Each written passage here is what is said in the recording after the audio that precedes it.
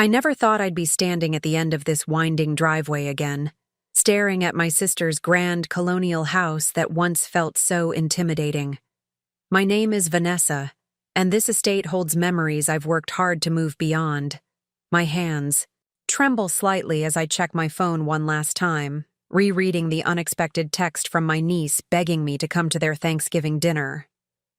Behind me, my Tesla sits quietly on the gravel, a stark contrast to the last time I was here. 5 years ago, when they told me not to come back until I had a real career instead of just serving food. Before we jump back in, tell us where you're tuning in from.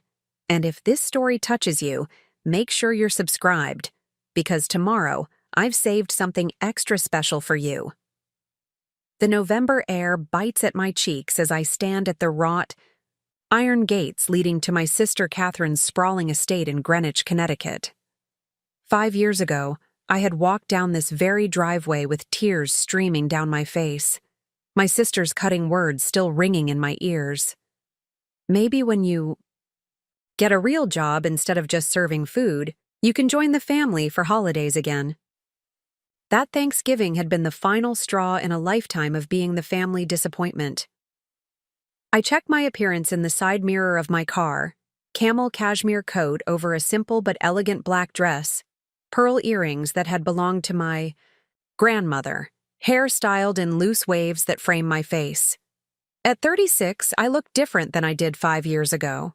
More confident, more polished, though the waitress uniform I still wear 3 shifts a week at Mabel's Diner feels just as much a part of me as this carefully curated outfit.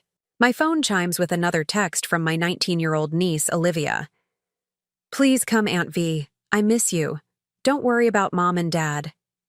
Sweet Olivia.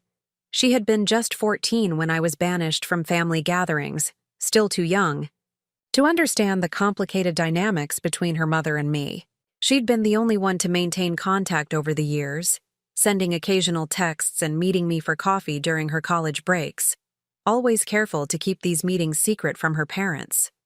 It was during one of these clandestine meetings, 3 months ago, that she'd first mentioned Thanksgiving. "Mom's hosting this year. Everyone's coming. Uncle James and his new wife, Grandma Helen, even Dad's corporate partners. You should be there too." I had laughed it off then. Your mother would have a stroke if I showed up uninvited. "Maybe it's time they all knew the truth," Olivia had replied with a surprising edge to her voice. "Maybe it's time they knew who you really are." The truth. Such a simple word for such a complicated reality. None of them knew. Not Catherine, not our brother James, not even our mother, about what I'd built over the past 5 years. About the quiet empire I'd created, while still wearing that blue-checkered waitress uniform at Mabel's. They had no idea that just a waitress Vanessa now had a net worth that would make even Catherine's surgeon husband, Richard, raise his eyebrows. I take a deep breath, straightening my shoulders as I begin the walk up the driveway. The gravel crunches beneath my boots, each step bringing me closer to a confrontation I've both dreaded and secretly yearned for. The Catherine Mitchell Reynolds Thanksgiving. Extravaganza, as it was known among our social circle, was legendary, a display of wealth, status, and carefully curated family harmony. A harmony that had never included me. Catherine had always been the golden child, valedictorian, Ivy League education, picture-perfect marriage to a prominent neurosurgeon, 3 equally perfect children, and a social calendar that read like a who's who of Connecticut high society. I, on the other hand, had been the family enigma. Despite graduating with honors from Cornell's School of Hotel Administration, I had shocked everyone by turning down lucrative corporate offers to wait tables at a small family-owned diner in downtown New Haven.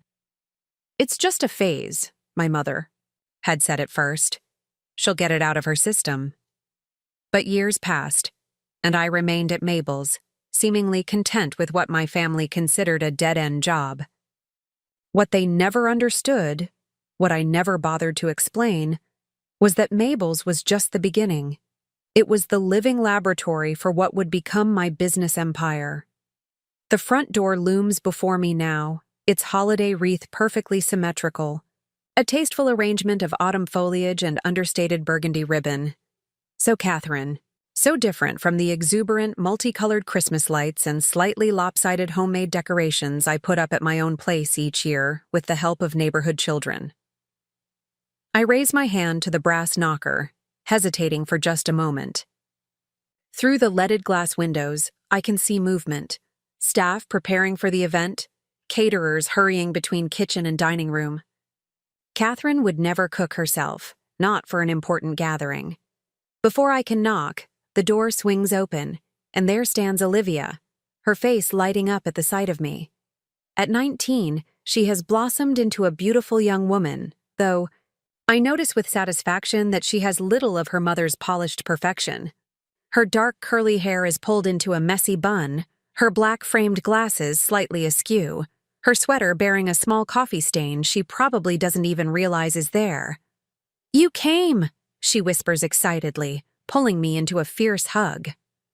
"I was afraid you'd change your mind." "I almost did," I admit, returning her embrace. "About a dozen times on the drive here." She pulls back, holding me at arm's length to examine me. "You look amazing." "So do you, college girl. How's MIT treating you?" "It's kicking my butt, but in a good way." She grins, then looks over her shoulder before lowering her voice. "Mom doesn't know I invited you. She's in the kitchen terrorizing the caterers. Dad's in his study on a conference call even though he promised no work today. Typical Reynolds Thanksgiving." "I can still leave," I offer, suddenly uncertain. "We could meet tomorrow instead." "No way," Olivia says firmly, pulling me inside. "You belong here as much as anyone, more, probably. And besides," her eyes twinkle mischievously, "I've been dropping hints about your big secret for weeks. They're all dying of curiosity." The foyer is exactly as I remember it. Soaring ceilings, marble floor, a sweeping staircase that belongs in a movie set rather than an actual home. Family photos line the walls, carefully arranged in matching silver frames. Catherine and Richard's wedding, family vacations on Martha's Vineyard, the children in various stages of achievement. I notice with a pang that I appear in none of them. From the kitchen comes the sound of my sister's unmistakable voice. "No, no, no. I specifically said the cranberry relish should be served in the crystal bowls, not those ceramic dishes. This isn't a farmhouse dinner." Olivia rolls her eyes. She's been like this all week. Grandma Helen arrived yesterday and has been criticizing everything from Mom's choice of table linens to how she's raising us kids. It's been super fun. My mother, another complicated relationship waiting to ambush me today. She had always sided with Catherine in our disputes, viewing my career choices as a personal affront, a rejection of the opportunities she had worked so hard to provide after our father left. She'd visited Mabel's exactly once, sitting stiffly at the counter, barely touching her coffee, her expression a mixture of confusion and disappointment as she watched me refill ketchup bottles and take orders from truck drivers. The sound of approaching footsteps stops our conversation. A moment later, my 14-year-old nephew, Ethan, rounds the corner, his attention fixed on his phone. He looks up, ready to walk past without acknowledgement, then does a double take. "Aunt Vanessa?" His voice cracks with adolescent surprise. "What are you doing here?" I'm struck by how much he's grown since I last saw him, no longer the chubby 9-year-old who used to beg me for piggyback rides. He now stands nearly as tall as I am, lanky and awkward in that distinctly teenage way. "Surprise," I say, offering a small wave. "Your sister invited me." He looks immediately to Olivia, wide-eyed. "Mom's going to freak." "Mom needs to get over herself," Olivia replies with the confident righteousness of a college freshman who has just discovered social justice. "Aunt V is family."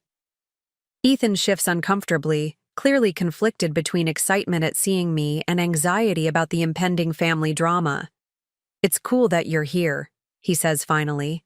"But just so you know, Mom's already on edge because Uncle James brought his new wife without telling anyone, and Grandma's been complaining about everything, and Dad's client might stop by later, and—" "Ethan! Who are you talking to?" Catherine's voice cuts through his rambling, and a moment later, my sister appears in the hallway, wiping her hands on an apron that I know for certain she donned solely for the aesthetic rather than any actual cooking. She freezes mid-step when she sees me, her perfectly made-up face transitioning from confusion to shock to a carefully composed neutral expression. "Vanessa," she says, her voice cool and controlled, "this is unexpected." Catherine looks exactly as I remember, perhaps with a few more fine lines around her eyes, but otherwise unchanged. Tall, slim, blonde hair styled in an elegant bob, makeup flawless, designer clothes that probably cost more than what most people spend on their monthly rent. Next to her, I feel both underdressed and overdressed simultaneously, a contradiction that has defined our relationship since childhood. "Hello, Catherine," I reply, aiming for the same neutral tone but hearing the slight tremor in my voice. "Olivia invited me. I hope that's all right." Something flickers in my sister's eyes, annoyance, perhaps, or resignation. She glances at Olivia, who meets her gaze defiantly, then back to me.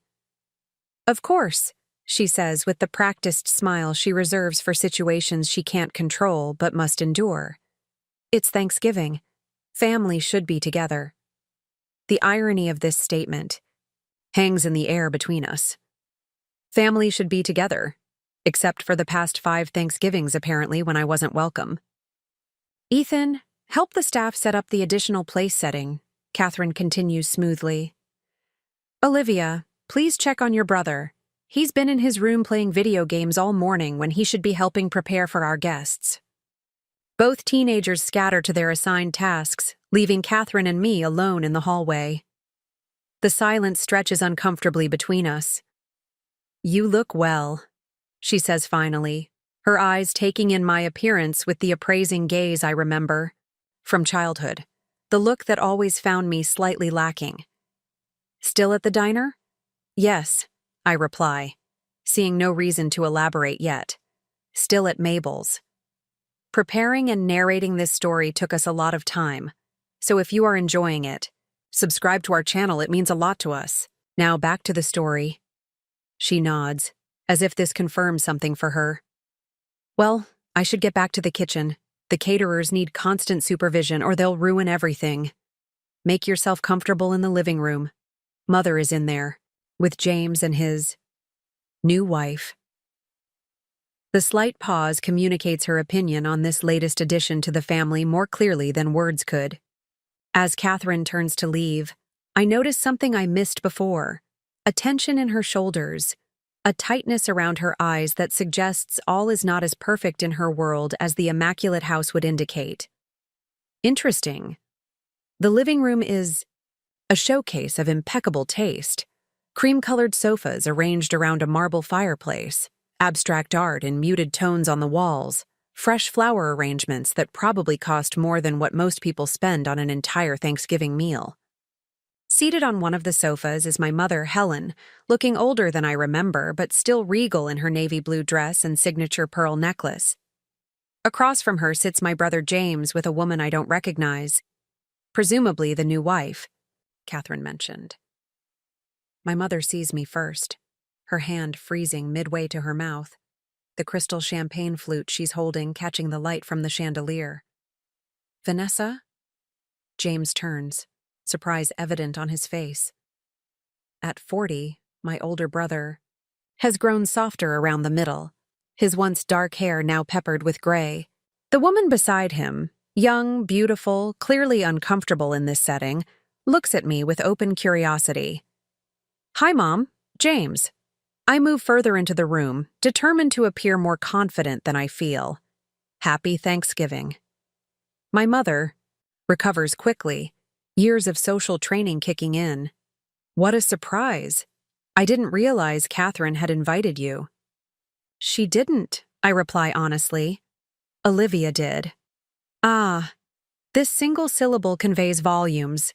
My mother takes a deliberate sip of her champagne before continuing. Well, it's good to see you. You remember your brother James, of course, and this is his wife, Mia. They were married in June. A pleasure to meet you, Mia says with genuine warmth, rising to offer her hand. Her accent suggests Eastern European origins, and the way she carries herself speaks of someone used to hard work rather than privilege. Immediately, I feel a kinship with her. James has told me about his little sister, the independent one. I shake her hand, liking her instantly. That's one way to put it.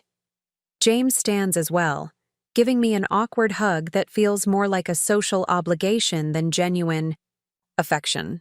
Good to see you, Ness. It's been too long. 5 years, I remind him. But who's counting? A flash of guilt crosses his face. Like Catherine, he had sided with our mother in the family rift, though his disapproval had been less vocal, more a passive acceptance of my exclusion, rather than active enforcement of it. You're looking well, my mother observes, her eyes conducting the same head-to-toe assessment Catherine's had. I suppose waiting tables agrees with you.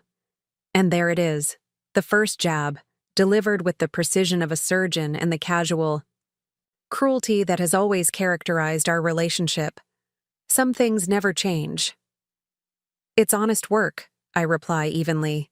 And yes, it does agree with me. An uncomfortable silence follows, broken only when Olivia returns to the living room, now accompanied by her youngest brother, 12-year-old Max, who looks at me with the vague recognition of someone who remembers me primarily from photographs and family stories. Aunt Vanessa? He asks tentatively. I remember you. You used to bring me those special milkshakes. My heart warms at this small memory. During my infrequent visits before the Thanksgiving incident, I had indeed brought treats from Mabel's, the famous triple chocolate milkshakes that were Max's favorite. That's right. You've grown so much since then. I'm in 7th grade. Now, he announces proudly. I play saxophone in the band. That's awesome, I tell him sincerely. I'd love to hear you play sometime. More footsteps approach, and Richard, Catherine's husband, appears in the doorway.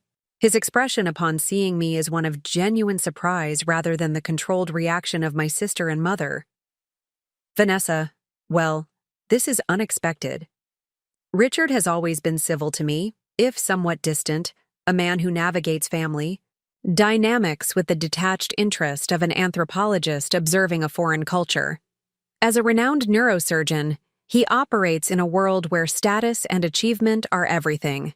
Yet he has occasionally shown glimpses of understanding that there might be more to life than the narrow definition of success his wife and mother-in-law adhere to. Hello, Richard, I greet him. Sorry to crash your Thanksgiving. Nonsense, he says with what appears to be genuine warmth. Your family, always welcome. He either doesn't remember or chooses to ignore the fact that his wife had explicitly made me unwelcome 5 years ago. Dinner will be served in 30 minutes, Catherine announces from the doorway, her voice deliberately cheerful. Richard, your clients just called. They'll be joining us after all. Richard's face tightens almost imperceptibly. I see. All 3 of them? Yes, Catherine replies with equal tension beneath her smile. Isn't that wonderful? I've had the staff add a leaf to the table. The undercurrent between them speaks volumes about conversations I'm not privy to. Something about these clients is a source of strain, though neither will acknowledge it openly. Wonderful, Richard echoes, turning back to the room. If you'll... Excuse me, I need to make a quick call before dinner. As he exits, my mother rises and smooths her already immaculate dress. I should help Catherine with last-minute arrangements. James, perhaps you could pour Vanessa a drink. I'm sure she could use one after her drive. The slight pause suggests she's wondering what kind of vehicle I arrived in, whether it matches the standards of luxury parked in the circular driveway outside. Once my mother leaves, the atmosphere in the room shifts subtly. James visibly relaxes, as does Mia.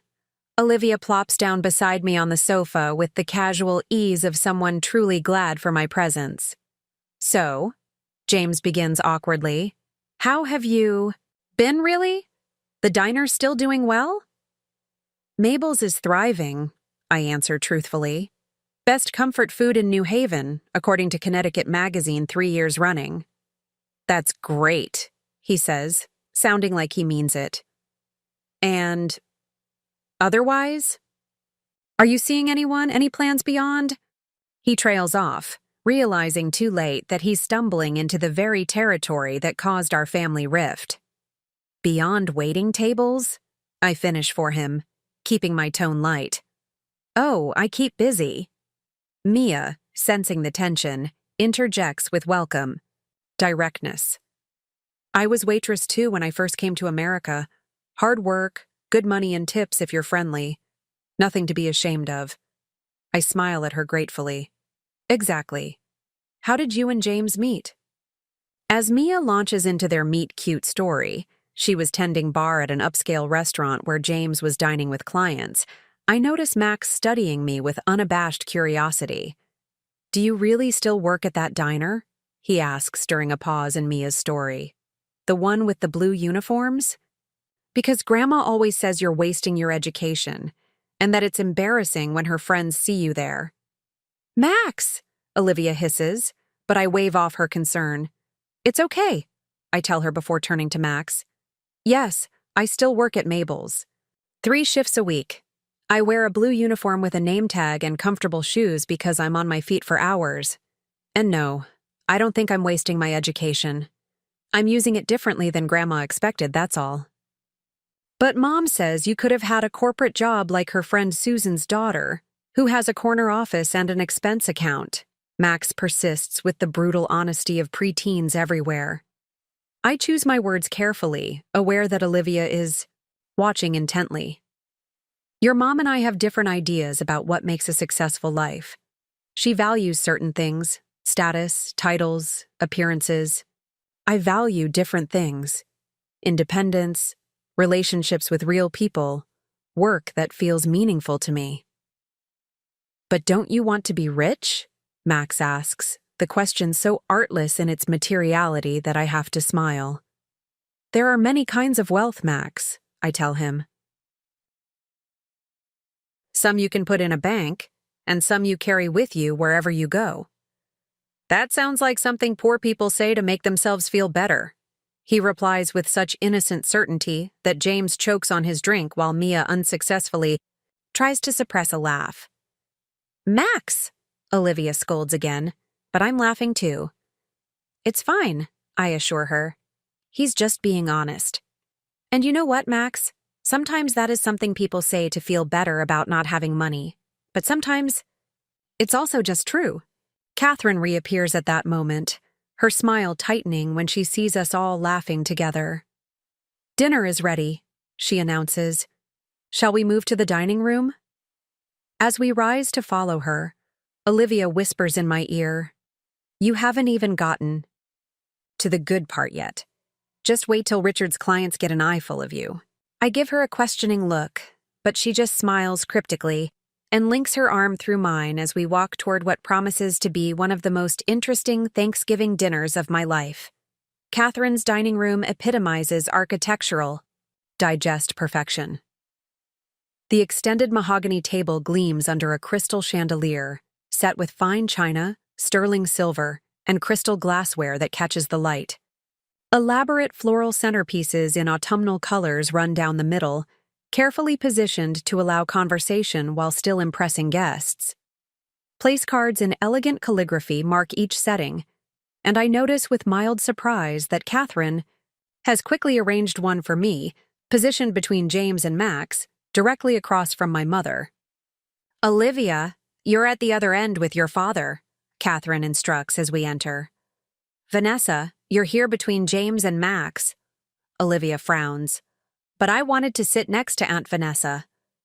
The seating arrangement is carefully balanced, Catherine replies with the strained patience of someone who has already had this conversation.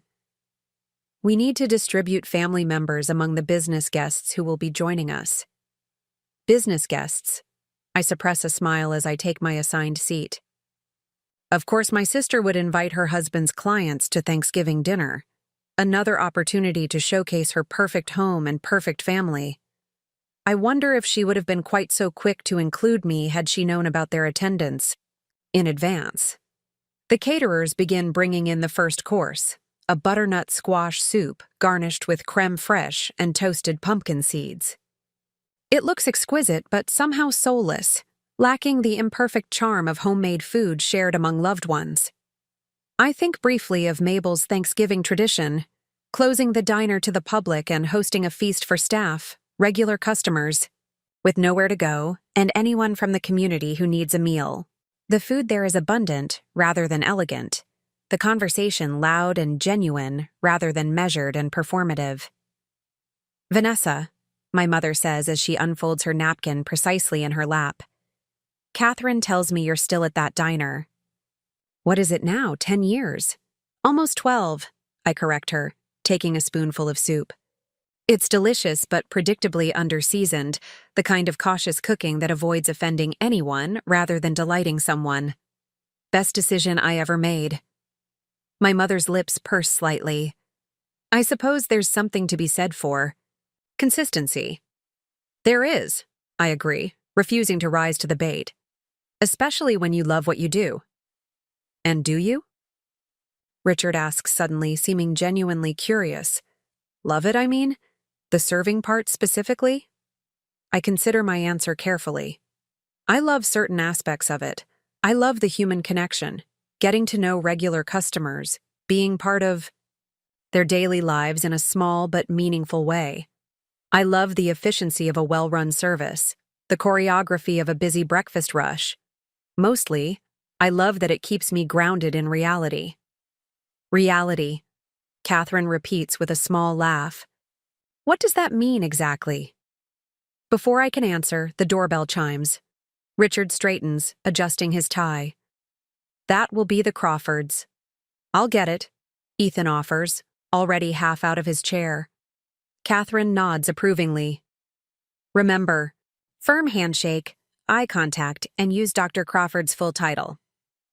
Moments later, Ethan returns leading 3 people, a distinguished older man with silver hair, a perfectly coiffed woman approximately Catherine's age, and a younger man who appears to be in his early 30s.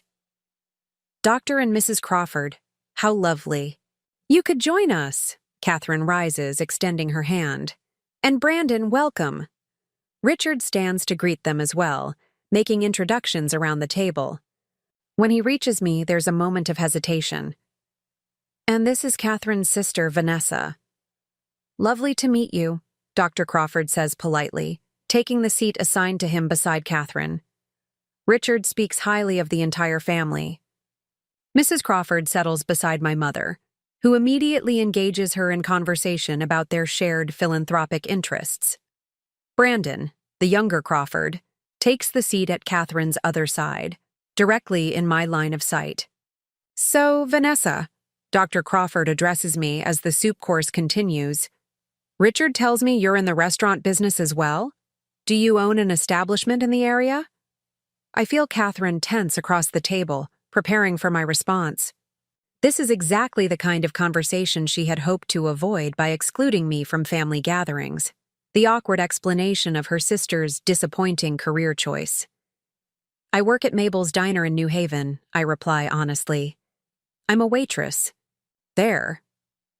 There's a brief pause as this information registers. Mrs. Crawford's spoon hesitates momentarily on its way to her mouth. Dr. Crawford's expression flickers with surprise before settling into polite neutrality. How interesting, Mrs. Crawford manages. Is that a temporary position while you pursue other interests? No, I say, maintaining eye contact. It's been my primary job for almost 12 years. Vanessa graduated from Cornell's hotel administration program, My mother interjects quickly, as if this might somehow elevate my choice in their eyes. She had offers from several prestigious hospitality groups. But I chose Mabel's instead, I complete the thought, smiling directly at my mother. And I've never regretted it. Brandon Crawford, who has been quietly observing this exchange, suddenly leans forward with interest. Mabel's in New Haven? The place on Chapel Street with the incredible blueberry pancakes and that spicy Southwest omelet? I turn to him in surprise. Yes, that's us. His face lights up. I love that place. I stop there every time I'm in New Haven. There's this waitress there who always remembers my order. Tall woman, dark hair, always wears this vintage watch. He trails off, studying my face more closely. Wait, that's you, isn't it? I can't help but laugh at the coincidence. Guilty as charged. Southwest omelet with extra jalapenos and a large cold brew, black. That's amazing, Brandon exclaims, genuinely delighted. You've been serving me breakfast for years. Your place is incredible. Always packed, amazing food, best service in Connecticut. Catherine looks as if she's swallowed something unpleasant. My mother appears equally discomfited. Richard, interestingly, seems to be suppressing a smile. Thank you, I reply, warmed by his enthusiasm. I'll tell Mabel and the kitchen staff you said so. They'll appreciate it. Mabel's is something of a New Haven institution, Brandon tells his parents. Best diner in the state, hands down. When I was at Yale Law, we'd wait in line for an hour on weekends just to get a table. Dr. Crawford nods, reassessing me with newfound interest. You must be quite good at your job to have made such an impression on my son. She remembers everyone, Brandon insists. Not just their orders, their kids' names, what they're celebrating, when they're having a tough day. It's like having breakfast with a friend. This unexpected endorsement shifts the energy at the table. Catherine looks both relieved and confused that her sister is receiving praise rather than pity from their esteemed guests. My mother appears similarly conflicted.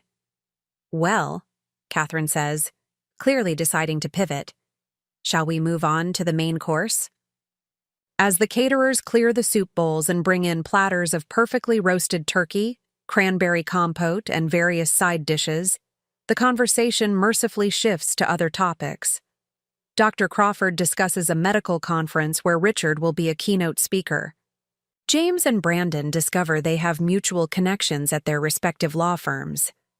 Mia charms Max with stories about growing up in Romania. I take the opportunity to observe my family more closely.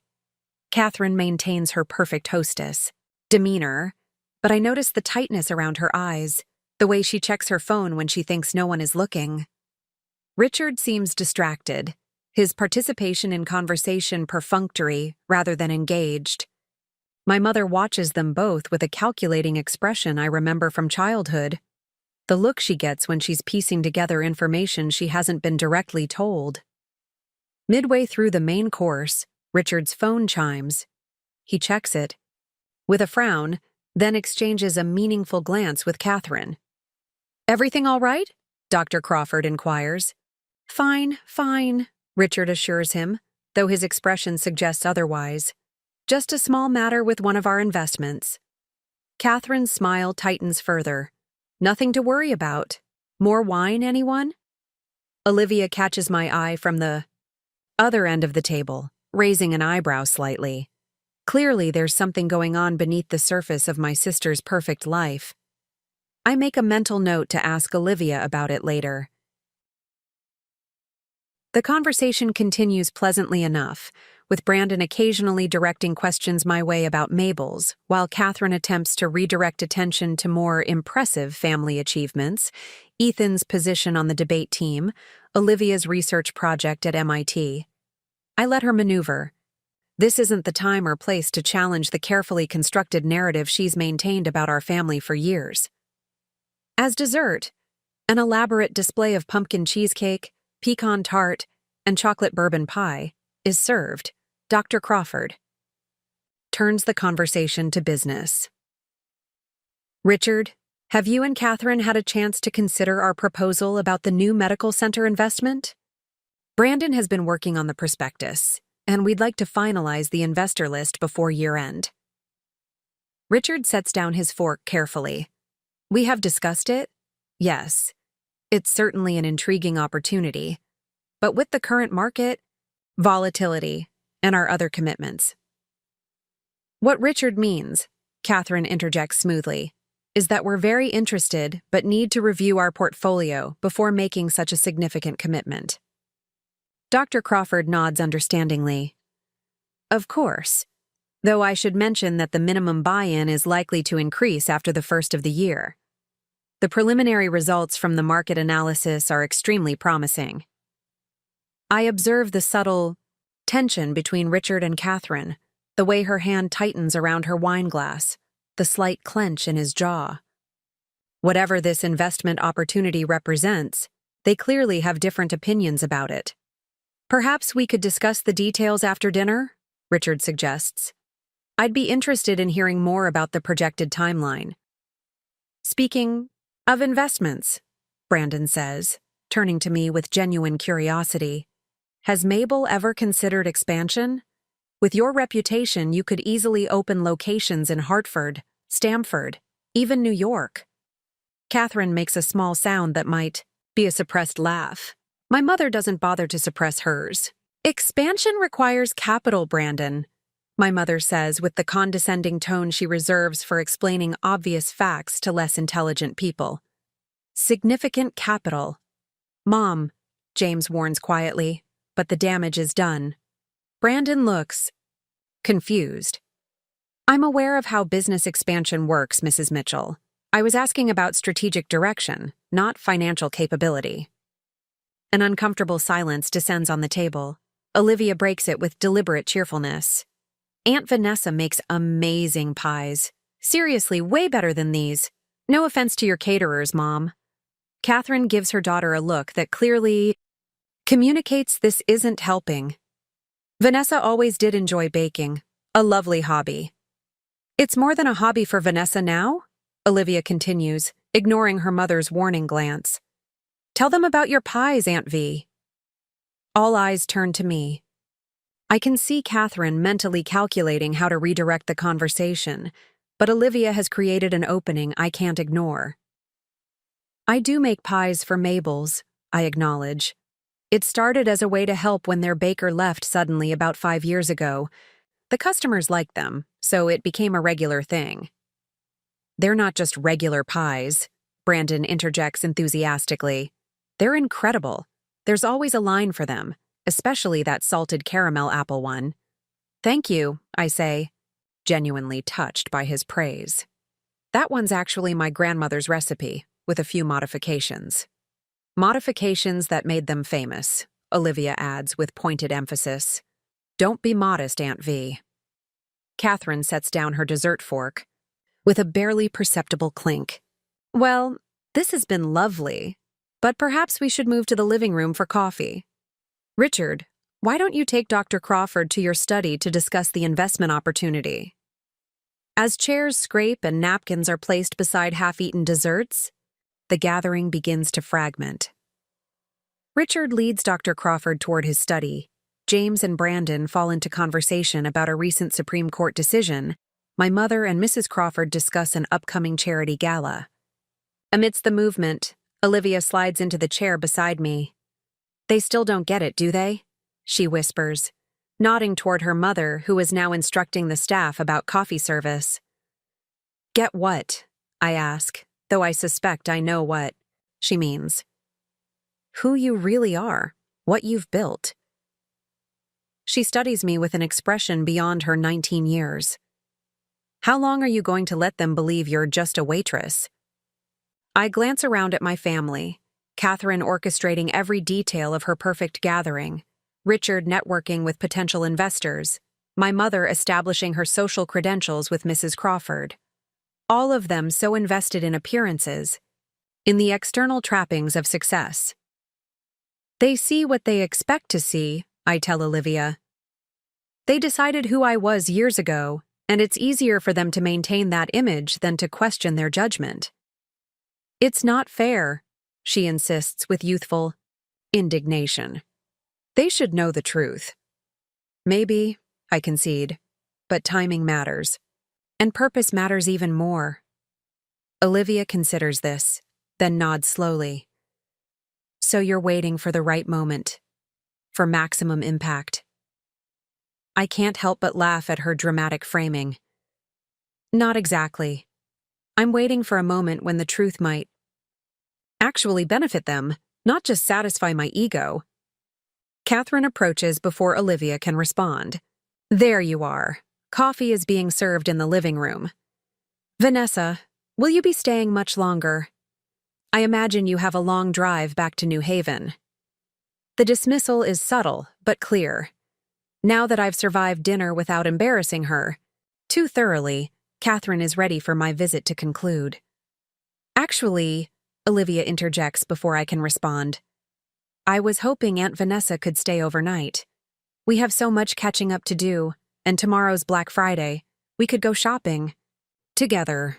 Catherine's smile freezes. We don't have a guest room prepared, Olivia, and I'm sure Vanessa has commitments. I can make up the blue room, Olivia offers eagerly. It would take me 10 minutes. That's very sweet, I tell her. But your mother's right. I should get back tonight. I have no desire to extend this uncomfortable reunion longer than necessary. And besides, I do have commitments tomorrow. Important ones that none of them would understand or believe. At least stay for coffee, Olivia pleads, clearly disappointed. Of course she'll stay for coffee, Catherine says with renewed hospitality now that my departure is confirmed. We haven't even had a chance to really catch up. The living room has reorganized itself during our absence. Richard and Dr. Crawford have emerged from the study and appear to be continuing their discussion in a corner. James and Brandon have been joined by Mia, who seems to be holding her own in whatever legal debate they're engaged in. My mother and Mrs. Crawford sit together on one of the sofas, while Max and Ethan have disappeared, presumably to their rooms now that the formal part of the dinner is complete. I accept a cup of coffee from one of the staff and settle on the edge of the gathering, content to observe rather than participate. After years of estrangement, it's strange to be back in this world that once defined my existence, the world of Mitchell family expectations and performance. Catherine makes her way to me after ensuring all her guests are properly attended to. Well, she says, sitting beside me with practiced elegance, this has certainly been an interesting Thanksgiving. That's one word for it, I agree. She sips her coffee, studying me over the rim of her cup. You look good, Vanessa. Different somehow. 5 years is a long time, I remind her. Yes. She has the grace to look momentarily discomfited about that. Perhaps I was a bit harsh the last time. Coming from Catherine, this is practically an abject apology. I decide to accept it as such. Perhaps. It's just... She lowers. Her voice, glancing around to ensure we're not overheard. You had so much potential. The best education, natural intelligence, opportunities most people would kill for. It was difficult to watch you throw it all away on serving eggs to strangers. I didn't throw anything away, I reply calmly. I just built something different than what you expected. A career as a waitress, she says, unable to keep the judgment from her voice. A life that makes me happy, I counter. Isn't that what matters in the end? Catherine gives me a look that's equal parts pity and exasperation. Happiness is a luxury, Vanessa. Security is what matters. Status. Building something that lasts. Before I can respond, Brandon approaches, his expression apologetic. Sorry to interrupt, but I wanted to say goodbye properly. We're heading out, early flight tomorrow. It was lovely to meet you, I tell him sincerely. And thank you for your kind words about Mabel's. It means a lot. Are you kidding? I should be thanking you. That diner got me through law school. He hesitates, then adds, "Actually, I've been meaning to reach out to whoever owns the place. My firm represents several restaurant groups looking to invest in established local businesses with expansion potential. Mabel's would be perfect." Catherine makes a small noise that might be a suppressed laugh. "Mabel's is a charming local establishment, Brandon, but hardly a candidate for significant investment. It's a diner." Brandon looks confused. "But it's one of the most successful independent restaurants in Connecticut. The consistent lines, the press coverage, the social media following. It's a goldmine with the right expansion strategy." Now, Catherine looks confused. "Press coverage, social media following, it's a diner in New Haven. It's been featured in Food and Wine, voted best breakfast in New England 3 years running, and has over 200,000 followers on Instagram," Brandon explains, looking between us with growing understanding. "Not to mention the Pi subscription service that has a waiting list thousands of customers long." The expression on Catherine's face is priceless, confusion giving way to disbelief as she turns to stare at me. "Pi subscription service?" I shrug modestly. "People really like my grandmother's recipes." "Wait," Catherine says slowly. "Are you saying Mabel's is successful? Financially successful?" "Incredibly successful," Brandon confirms. "It's one of the case studies we looked at in my business school elective on social media marketing for traditional businesses. The owner is brilliant, turned a classic diner into a multi-platform brand while maintaining authentic local appeal." Catherine's gaze remains fixed on me, realization dawning in her eyes. "The owner?" I meet her gaze steadily. "I bought Mabel's 5 years ago when the original owner retired. Right after the last Thanksgiving I spent here, actually." The timing of this revelation couldn't be more perfect if I'd planned it. Across the room, I notice Olivia watching us with barely suppressed glee. She planned this moment, I realize, engineered this conversation with Brandon to force the truth into the open. "You own Mabel's?" Catherine repeats, each word distinct as she processes this information. "I do," I confirm simply, "along with 3 other locations now, plus the production facility for the subscription service, the cookbook publishing division, and the newly launched product line at Whole Foods." The silence that follows this revelation stretches between us. In Catherine's eyes, I can see her recalibrating everything she thought she knew about me. Every assumption, every judgment, every dismissive comment over the years. "Why didn't you ever say anything?" she finally manages. "You never asked," I reply truthfully. "You assumed and I let you." "You never asked?" I repeat, watching as Catherine struggles to reconcile this new information with the narrative she's maintained about me for years. "You decided I was wasting my potential, and that became your truth. It was easier to exclude me than to question your assumptions."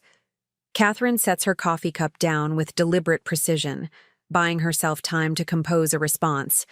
Around us, the Thanksgiving gathering continues, oblivious to the seismic shift occurring in our corner of the living room. Brandon excuses himself tactfully, sensing the need for privacy, though his eyes linger on me with newfound professional interest.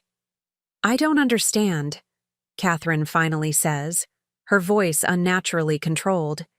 "If you own Mabel's, if you've built this business, why continue working as a waitress? Why not tell us? Why let us believe you were struggling?" The genuine confusion in her voice catches me off guard. In Catherine's worldview, success demands announcement. Achievements exist to be displayed, leveraged for status and recognition. The concept of quiet accomplishment, of success without performance, is foreign to her. "I work shifts at Mabel's because I enjoy it," I explain. "Because it keeps me connected to our customers and staff. Because it reminds me why I started this journey in the first place." "But the family gatherings you missed," Catherine persists. "The holidays, Mother's 70th birthday." You could have been there. You should have been there. You told me not to come back until I had a real career, I remind her, keeping my voice level. Those were your exact words, Catherine. You made it clear I wasn't welcome. I never thought you'd actually stay away, she admits, and for the first time I glimpse genuine regret in her expression. I thought you'd eventually come to your senses, get a proper job, and then things could go back to normal. This is my normal, I tell her simply, and it's a good one. Before Catherine can respond, Richard approaches with Dr. Crawford, their conversation apparently concluded. Dr. Crawford offers his thanks for the meal and farewells to the assembled family members. As the Crawfords prepare to depart, Brandon exchanges contact information with me, his interest now clearly professional as well as personal. I'd love to discuss potential opportunities when you have time, he says. No pressure, just exploration. I'll have my team reach out, I promise, enjoying the flicker of surprise that crosses Catherine's face at the casual mention of my team. Once the front door closes behind the Crawfords, an expectant silence falls over the remaining family members. Olivia has clearly been watching our exchange with Catherine and has somehow communicated to the others that something significant has transpired. James moves closer, curious. My mother approaches with narrowed eyes, sensing a shift in the family dynamic. Vanessa owns Mabel's, Catherine announces abruptly, apparently deciding to take control of the narrative. Apparently, she's quite the successful entrepreneur. The reactions are immediate and varied. James looks genuinely surprised and impressed. Mia smiles as if a puzzle piece has just clicked into place. Richard nods slightly, as if confirming a long-held suspicion. My mother's expression is the most complex, a mixture of disbelief, calculation, and something that might be pride if it weren't so thoroughly entangled with confusion. You own the diner? My mother asks, her tone suggesting I might be perpetrating some elaborate joke. As in, you purchased it? Yes, I confirm. 5 years ago, when Mabel decided to retire. She'd been mentoring me since I started there, teaching me the business side along with food service. When she was ready to sell, I was her first choice. But how could you afford to buy a restaurant? My mother persists. Even a small diner would cost. I had savings, I interrupt. And Grandma Helen left me an inheritance when she passed, remember? The same amount she left each of us. The same inheritance my mother and Catherine had suggested I use for a down payment on a proper condo instead of continuing to rent my modest apartment. That wouldn't be nearly enough, Catherine interjects, her business acumen kicking in. Commercial real estate in New Haven, plus the business assets, you'd need significant capital. I had investors, I acknowledge, people who believed in my vision for Mabel's. What exactly is that vision? Richard asks, genuinely curious. Brandon seemed quite impressed. I consider how to explain what has become so intuitive to me over the years. Mabel's was already a beloved local institution when I started working there. What I saw was an opportunity to preserve that authentic experience while thoughtfully expanding our reach. We started small, improving our coffee, sourcing, refreshing some menu items while keeping the classics, adding my pies to the dessert offerings. The pies were the turning point, Olivia interjects, clearly familiar with the story. Tell them about the New York Times article. I smile at my niece's enthusiasm. About a year after I took over, a food writer from the Times stopped in while visiting Yale. He wrote a small piece about discovering the best pie in America at a humble diner in New Haven. After that, things changed. We had lines out the door. People drove from New York just for pie. I remember that article, James says suddenly. There was a photo of a salted caramel apple pie. I didn't realize that was your place. The management probably saw the opportunity and capitalized on it, my mother suggests. still struggling to reconcile her perception of me with this new information. I am the management, Mom, I remind her gently. I developed our expansion strategy, built our social media presence, created the subscription model for nationwide shipping. Every decision, from menu development to staff hiring to location scouting, that's all me. My mother falls silent, processing this revelation. For a woman who has defined her daughters primarily through their adherence to her vision of success, this paradigm shift requires substantial recalibration. So you're wealthy, Catherine says bluntly, never one to dance around the central issue. Actually wealthy, not just getting by. I meet her gaze steadily. Yes. How wealthy? My mother asks, unable to help herself. Mother, James admonishes, embarrassed by her directness. I laugh softly. It's all right. That's the question everyone wants answered, isn't it? The measure that matters most in this family. I pause, considering how to respond. Let's just say I could buy this house with cash if I wanted to, though I wouldn't, because it's not really my style. The silence that follows this statement is profound. Catherine appears temporarily speechless, a rare occurrence. My mother sinks into the nearest chair, her social composure momentarily abandoned. Why didn't you tell us? James asks, his tone more curious than accusatory. All these years, we thought... You thought what you wanted to think, I finish for him. You all decided my choice to work at Mabel's meant I was struggling, that I had failed to launch, that I was somehow less than you. That wasn't a misunderstanding, it was a judgment. And none of you ever questioned it, because it fit your narrative about me. That's not fair, Catherine begins, but Richard places a gentle hand on her shoulder. I think what Vanessa is saying, he suggests carefully, is that we made assumptions without asking questions, and perhaps those assumptions said more about us than about her. Catherine falls silent, unaccustomed to being challenged, especially by her husband in front of others. Richard has always been the diplomatic counterbalance to Catherine's more forceful personality, but he rarely contradicts her so directly. All this time, my mother says slowly, when I told my friends you were finding yourself, when I made excuses for your absence at family functions, when I worried about your retirement planning, you were building an empire. Not an empire, I correct her, a business I'm proud of. A life that fulfills me. Mia, who has been quietly observing, this family drama suddenly laughs, a bright, genuine sound that cuts through the tension. I knew there was more to you, she tells me. The way you carry yourself. This is not the posture of someone who is struggling. This is the confidence of a woman who knows her worth.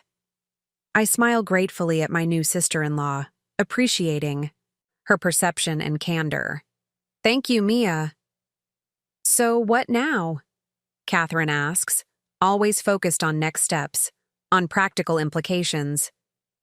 Now that we know the truth, what changes?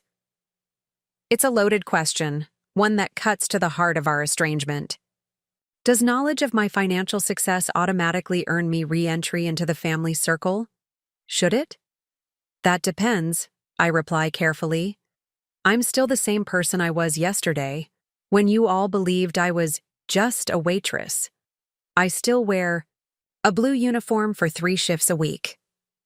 I still believe a job shouldn't define a person's worth. If those values don't align with this family's priorities, then perhaps nothing changes. Of course they align, my mother says quickly, too quickly. Family is family. Is it? I challenge gently. Because 5 years ago, this family decided I wasn't worth including because of my career choices. Has anything fundamentally changed except your understanding of my bank account? An uncomfortable silence follows this question. Olivia breaks it, her youthful idealism cutting through the adult pretense. I think what Aunt Vanessa is saying is that she doesn't want to be accepted back just because she turned out to be rich. After all, she wants to be valued for who she is, not what she has. Out of the mouths of babes, Richard murmurs, earning a sharp look from Catherine. That's exactly right, Olivia, I confirm, smiling at my perceptive niece. Relationships, built on status or financial assessment, aren't really relationships at all. They're transactions. I've had enough of those in my life. You make it sound like we only care about money, Catherine objects, genuinely offended. This family is about more than that. Is it? I ask, not unkindly. When was the last time we gathered to celebrate? Something that wasn't an achievement or acquisition? When did we last connect over shared joy rather than comparative success? Catherine opens her mouth to respond, then closes it again, unable to produce a ready example. James looks equally stymied. My mother purses her lips, unwilling to acknowledge the truth in my observation. Christmas 2015, Max pipes up unexpectedly from the doorway where he and Ethan have reappeared, apparently drawn by the unusual tension in the adult conversation. When we all went ice skating and Grandma fell and everyone laughed, even Grandma. That was fun. His innocent contribution brings a moment of genuine warmth to the room as we all recall that rare, unguarded family moment. My mother, usually so concerned with dignity, laughing at herself as she sat on the ice. James attempting increasingly ridiculous spins to entertain the children. Catherine, for once, not orchestrating but simply participating. You're right, Max, I acknowledge. That was a good day. We should do that again, he suggests with a child's straightforward logic. Now that you're back. Am I back? I ask, looking around at the assembled family members. Is that what we're saying now? No one seems quite ready to answer this directly. The question hangs in the air, addressing years of estrangement, judgment, and wounded feelings that can't be resolved in a single evening, regardless of revelations about my financial status. Perhaps, Richard suggests pragmatically, we could start with more regular contact, no pressure, no grand declarations, just family dinners occasionally, holiday gatherings if schedules permit. Building bridges takes time. It's a reasonable approach, measured and gradual. Typical Richard, finding the diplomatic middle ground. Before I can respond, Catherine surprises me. I was wrong, she says abruptly, the words clearly difficult for her. I was wrong to judge your choices, wrong to exclude you from family events. Wrong to, she hesitates, to make you feel less than because your path didn't match my expectations. Coming from Catherine, this is practically self-flagellation. I stare at her, momentarily speechless. My sister has built her identity around being right, in her career choices, her child rearing, her social connections. Admitting error, especially so directly and publicly, is seismic. Thank you, I say finally, genuinely moved. That means a lot. An awkward silence follows, no one quite sure how to proceed after such an unprecedented moment of vulnerability from Catherine. James clears his throat. Well, this has been quite a Thanksgiving. One for the family history books, I'd say. Speaking of history, Olivia interjects, I'd love to hear more about how you built Mabel's, Aunt Vanessa. The whole story, from the beginning. Maybe you could come speak to my entrepreneurship club at MIT. Your journey would be so inspiring for other women interested in business. Before I can respond, my mother surprises me further. I'd like to hear that story too, she says quietly. All of it. How you took a small diner and turned it into whatever it is now. A successful business. Something important. She meets my gaze directly. Something I failed to see. The admission costs her, I can tell. Helen Mitchell has spent a lifetime being certain of her opinions, her values, her assessments of others. Uncertainty is unfamiliar territory. I'd be happy to share that story, I tell her, then look around at the others. With all of you, if you're interested, though it's getting late for the full version tonight. You could stay, Catherine offers, her tone still cautious but genuine. The Blue Room is always ready for guests, despite what I said earlier. You could join us for breakfast, continue the conversation.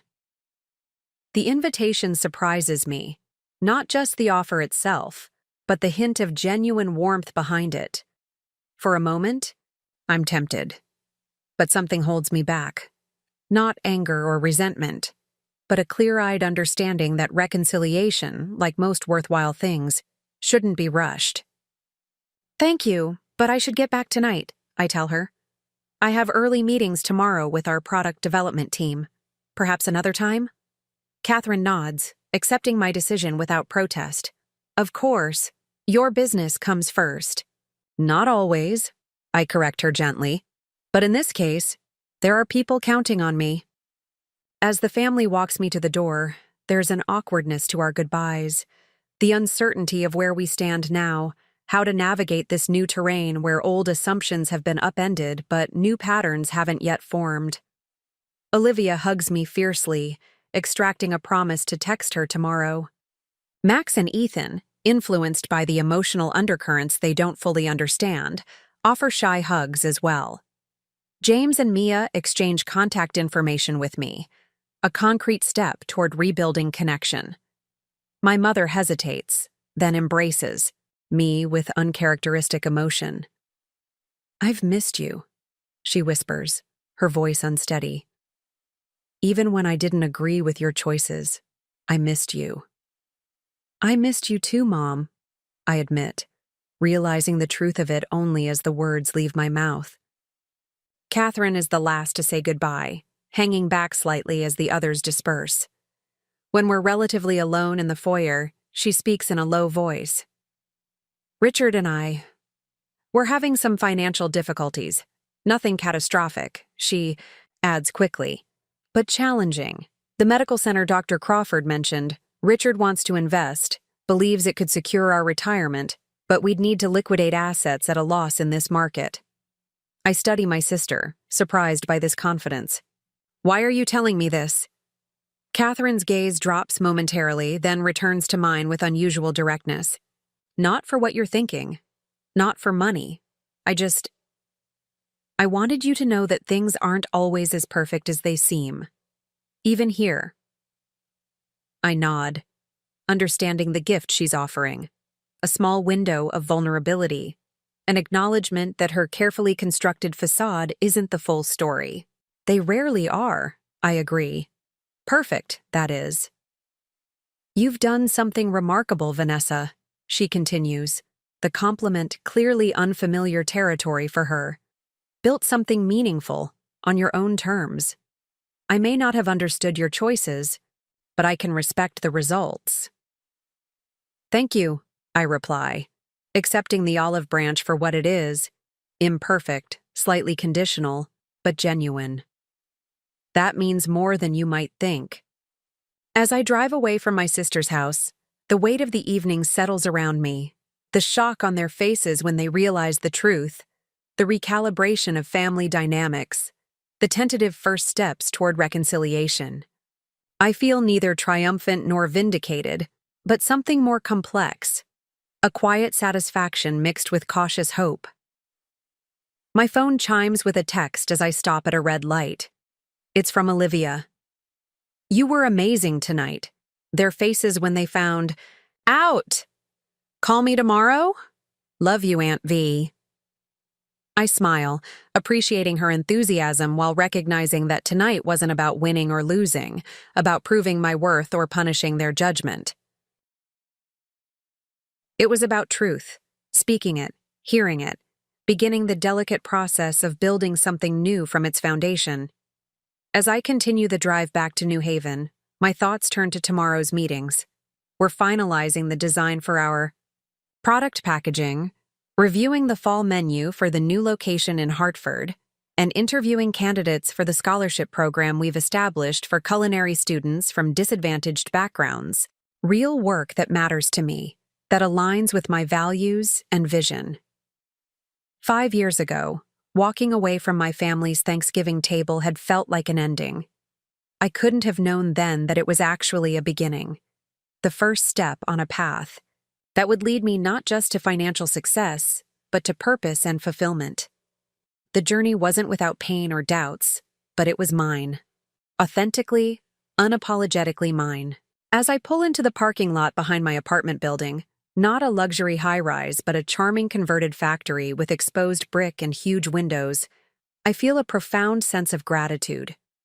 For Mabel's mentorship, for the team that's grown, alongside the business, for the customers whose loyalty built our foundation, for the freedom to define success on my own terms. My family's newfound respect is welcome, but it isn't what validates me. That validation comes from within, from knowing that I've built something meaningful, something that creates jobs and opportunities, something that brings joy to people's everyday lives, from the knowledge that I stayed true to myself when it would have been easier to conform. Tomorrow, I'll wear my blue uniform for the morning shift at Mabel's. I'll serve coffee to students cramming for finals, breakfast to working people starting their day, comfort to whoever needs it.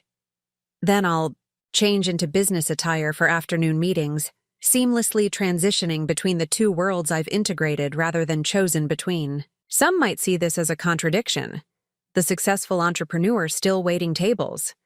But I recognize it as my strength, my unique perspective. I understand both the person serving and the one being served. I value labor and leadership equally, because I've lived both. My phone chimes again as I unlock my apartment door. This time it's Catherine. Thank you for coming today. Family isn't always easy, but it's always family. Doors open when you're ready. I text back a simple, "Thank you," before setting my phone down. Reconciliation will take time, boundaries, honest conversations. It won't happen overnight, but for the first time in 5 years, it feels possible. As I prepare for bed, I catch my reflection in the bathroom mirror, the woman my family finally saw today, who was there all along. Not just a waitress, nor just a business owner, but fully, complexly myself. The person who found success not by following others' definitions, but by having the courage to create her own.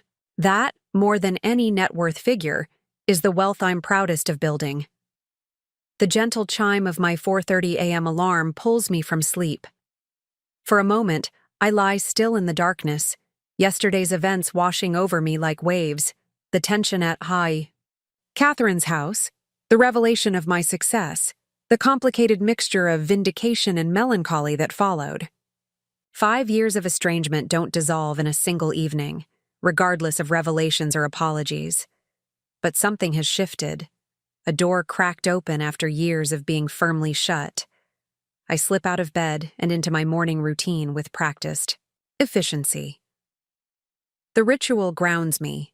Shower, moisturize, simple makeup that will last through a busy shift, hair pulled back into a neat bun. The apartment is quiet at this hour, my footsteps echoing slightly in the open space.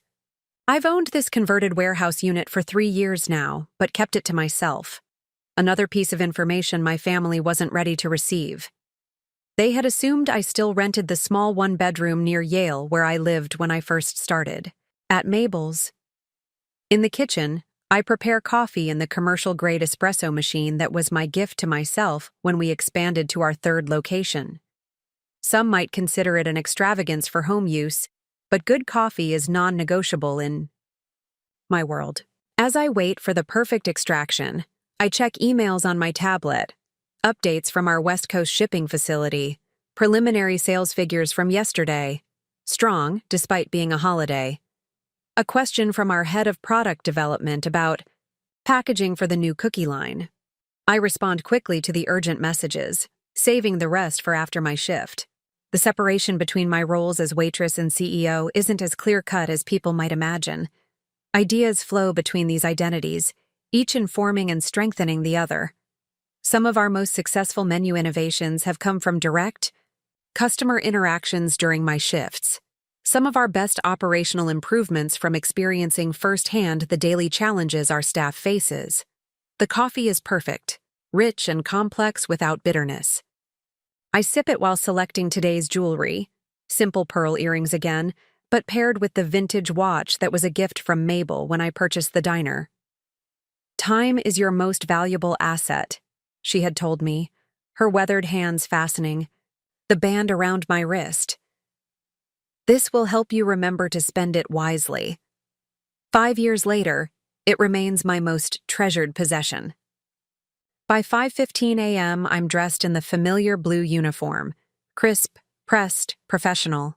People often ask why I maintain this part of my routine when I could simply manage from an office. The answer is both simple and complex. These early morning shifts center me, keep me connected to the heart of what we do. There's an honesty to the work, a directness that corporate meetings can sometimes lack. Besides, Mabel's morning regulars would revolt if I disappeared from their breakfast routine.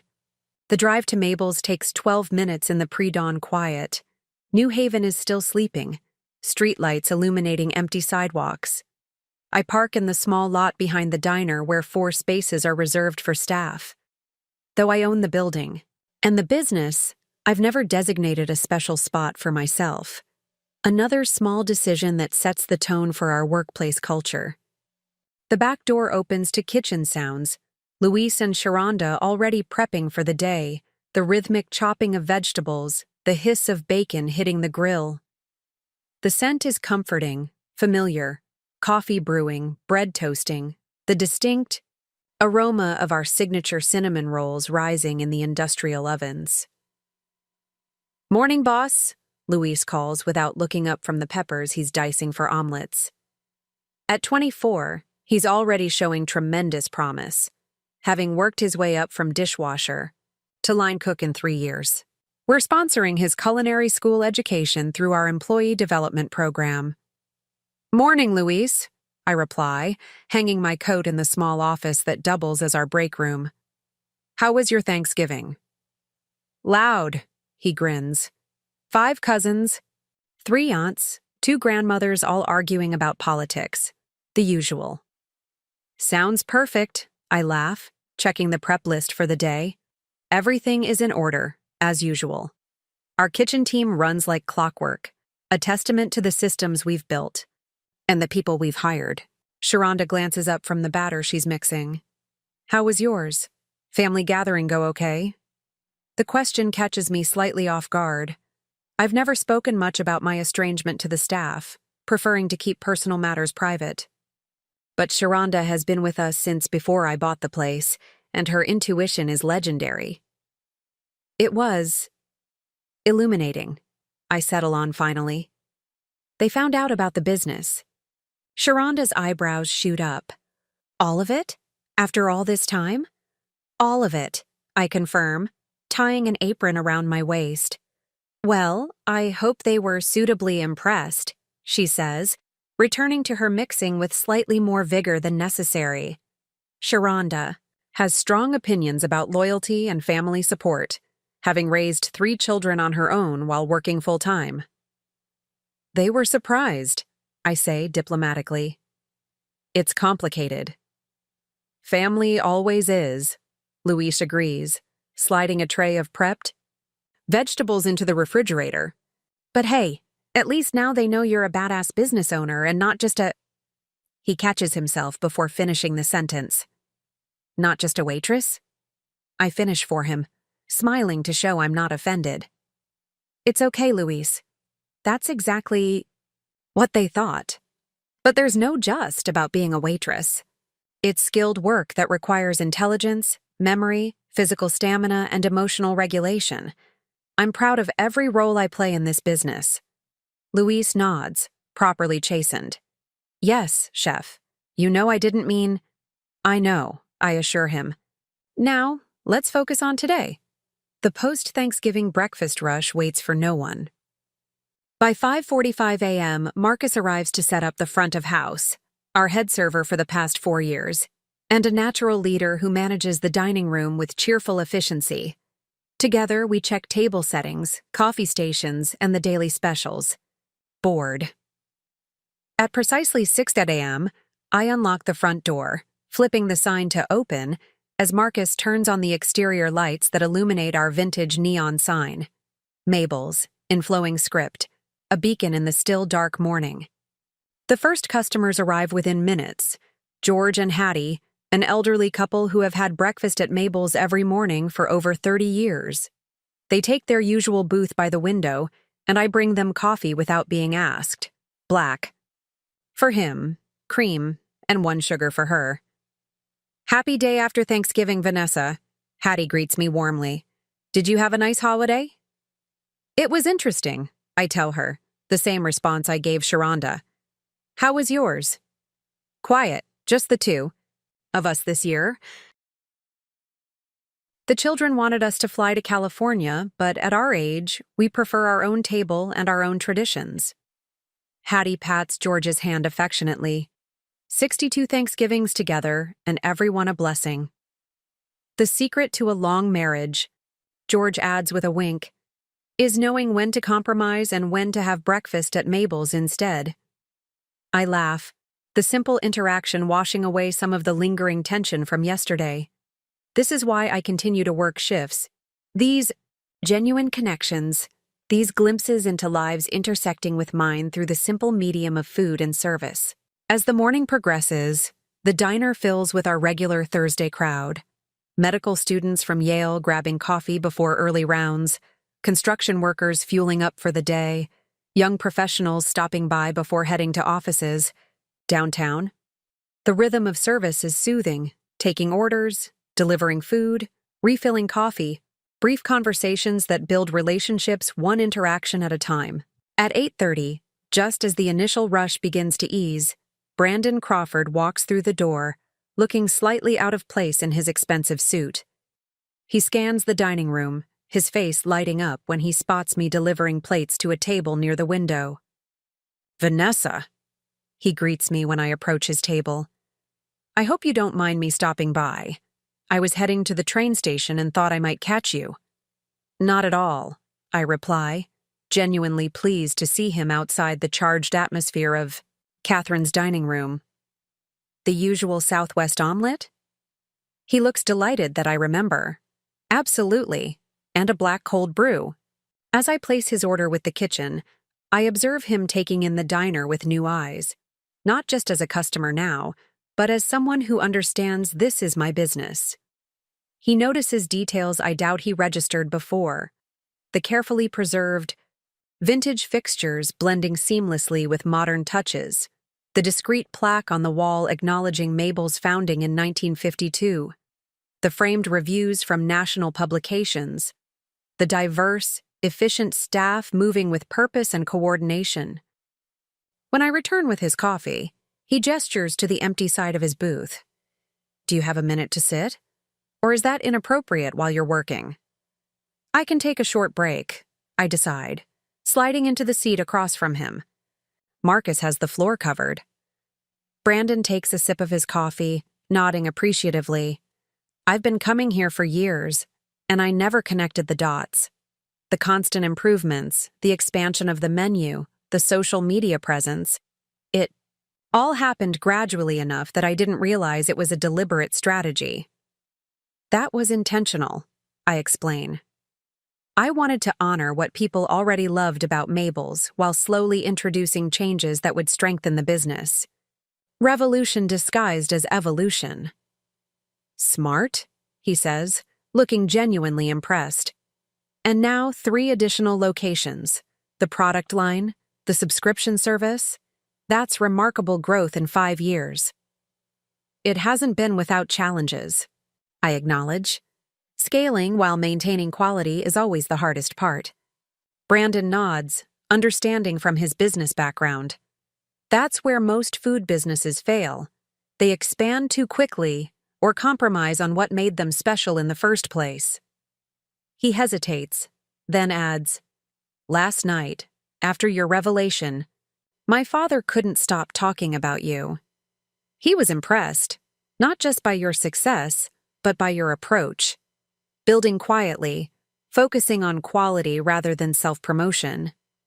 This unexpected validation from Dr. Crawford warms me more than I'd anticipated. Despite my independence, external recognition still matters, especially from someone whose opinion carries weight in business circles. Thank you for telling me that, I say sincerely. And thank you for inadvertently forcing the issue with my family. It might have taken another 5 years otherwise. Brandon laughs. Happy to help, though it was entirely accidental.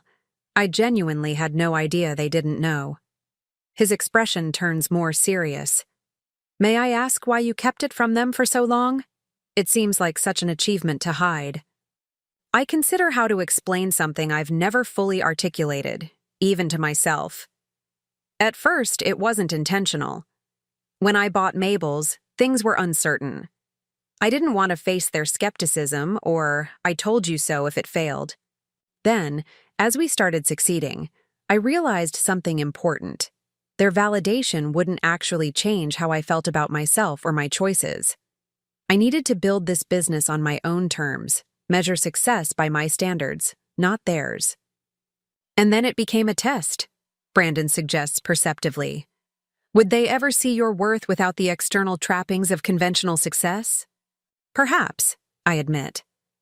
Though that makes it sound more calculated than it was. Mostly, we just drifted further apart. The longer the separation lasted, the harder it became to bridge.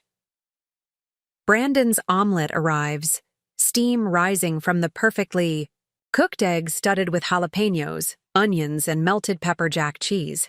I stand to let him enjoy his breakfast. I should get back to work. Enjoy your meal. Vanessa, he says before I can leave. I meant what I said about discussing business opportunities. My firm represents several restaurant groups looking for smart investments in proven concepts. What you've built here, it's exactly what they're searching for.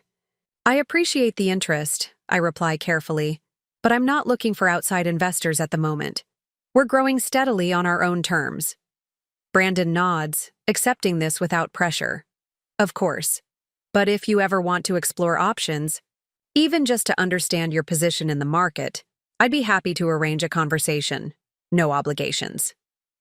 I'll keep that in mind, I promise, then return to my duties, circulating through the dining room, checking on tables, processing payments at the vintage cash register we've maintained for its charm, while integrating modern payment systems behind the scenes. As the morning progresses, I find my thoughts returning to yesterday's confrontation with my family. Their shock had been genuine, not just at my financial success, but at the realization that they had fundamentally misunderstood my life and choices for years. Catherine's admission of financial concerns lingers as well, a rare glimpse of vulnerability from my ever-composed sister. At 10:30, as the breakfast rush gives way to the quieter mid-morning lull, I check my phone during a brief break. There's a text from Olivia.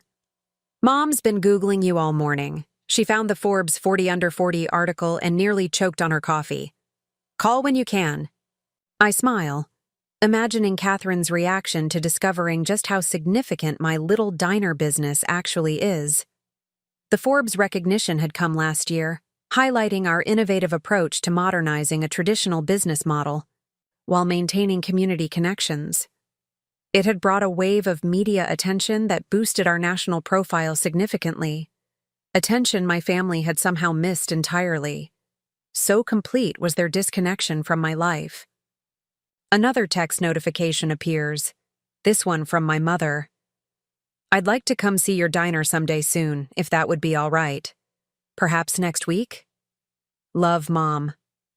The formality of the message, right down to the signed Mom, as if I might not recognize her number, is so characteristic that it brings an unexpected lump to my throat. She's trying, in her way. The fact that she's reaching out at all represents significant movement for a woman who has spent decades expecting others to orbit around her preferences. I text back, "You're welcome anytime. Tuesday mornings are usually quieter if you'd prefer less of a crowd. Let me know what works for you." As I put my phone away, Marcus approaches with an expression I've come to recognize. The look he gets when something unexpected disrupts our carefully orchestrated service. "Everything okay?" I ask. "There's a woman at table 12 asking to speak with the owner," he says, a hint of amusement in his voice. "Says it's important, claims to be your sister." I turn, startled, to see Catherine sitting primly at a corner table, looking entirely out of place in her designer clothing and perfect blowout. She hasn't bothered to remove her camel haircoat, suggesting she doesn't plan to stay long. "She is my sister," I confirm to Marcus's evident surprise. "I'll handle it." As I approach Catherine's table, I notice details that would be invisible to others. The slight smudge in her otherwise flawless makeup suggesting a hasty application, the tension in her shoulders, the way her fingers drum an anxious rhythm on the tabletop. Catherine is nervous, an emotion I've rarely associated with my supremely confident sister. "This is a surprise," I say, sliding into the seat across from her. "I didn't expect to see you here." Catherine glances around the diner, taking in the vintage decor, the diverse clientele, the efficient staff. "I needed to see it," she says simply. "To understand." "Understand what?" "You." She meets my gaze directly. "This place you've chosen over family gatherings, over the career path we all expected you to take. I needed to see what was so important that you'd walk away from everything else." The statement contains both genuine curiosity and lingering judgment, so characteristically Catherine that I almost smile. "I didn't walk away, Catherine. I was told not to come back until I had a real career, remember?" She has the grace to look uncomfortable. "Yes, well, about that. I may have been hasty in my assessment." Coming from Catherine, this is practically self-flagellation. I decide to accept the olive branch for what it is. "Would you like some coffee? Our house blend just won a regional barista competition." "Actually, yes," she admits, removing her coat and draping it carefully over the back of her chair.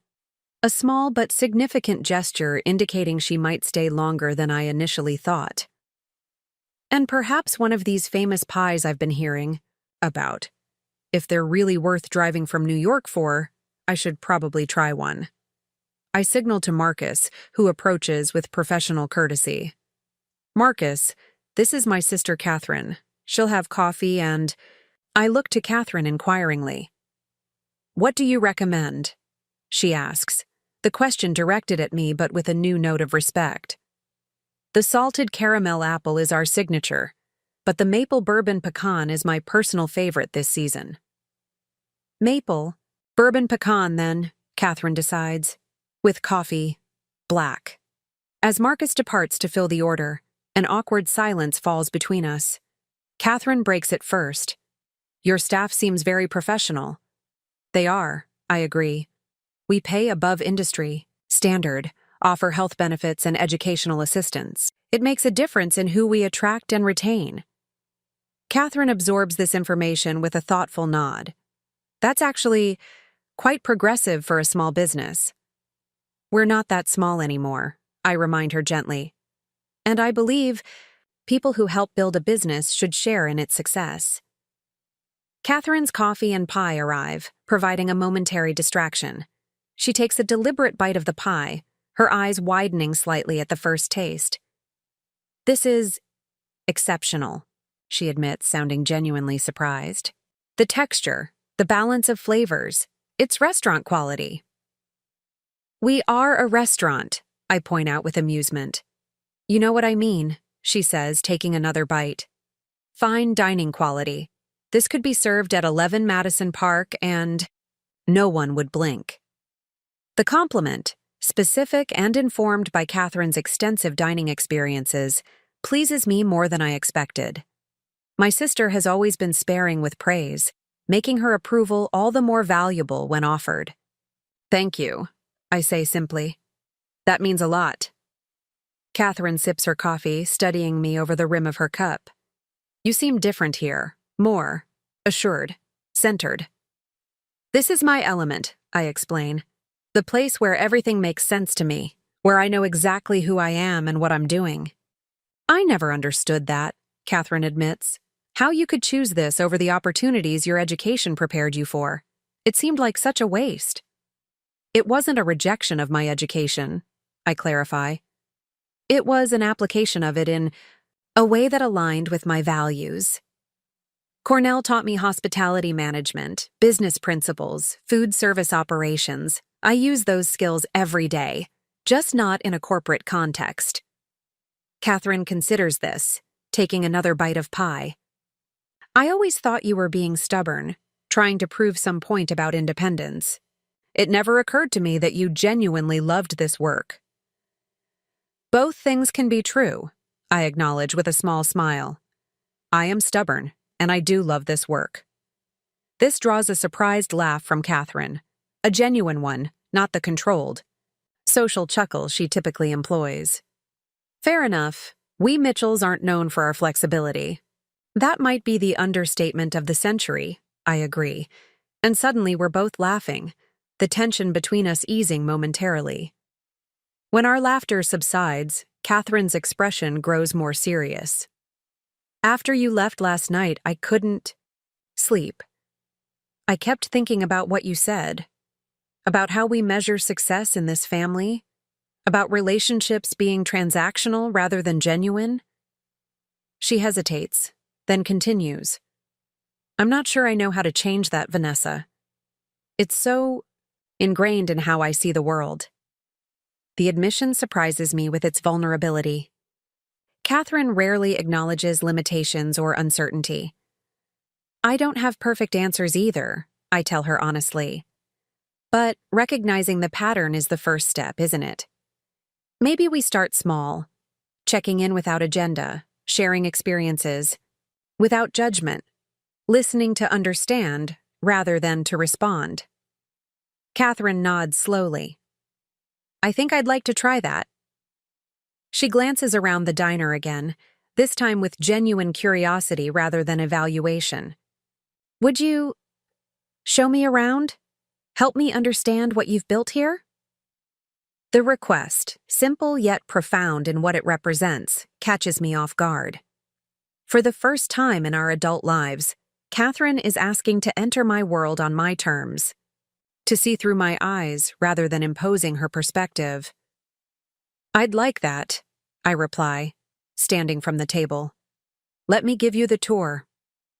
For the next 30 minutes, I guide Catherine through Mabel's, explaining our operational systems, introducing her to staff members, showing her the vintage equipment we've preserved alongside modern upgrades.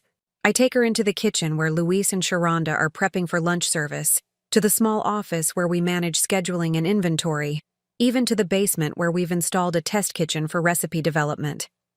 Catherine asks, thoughtful questions throughout, her business acumen allowing her to appreciate the complexity behind our apparently simple operation.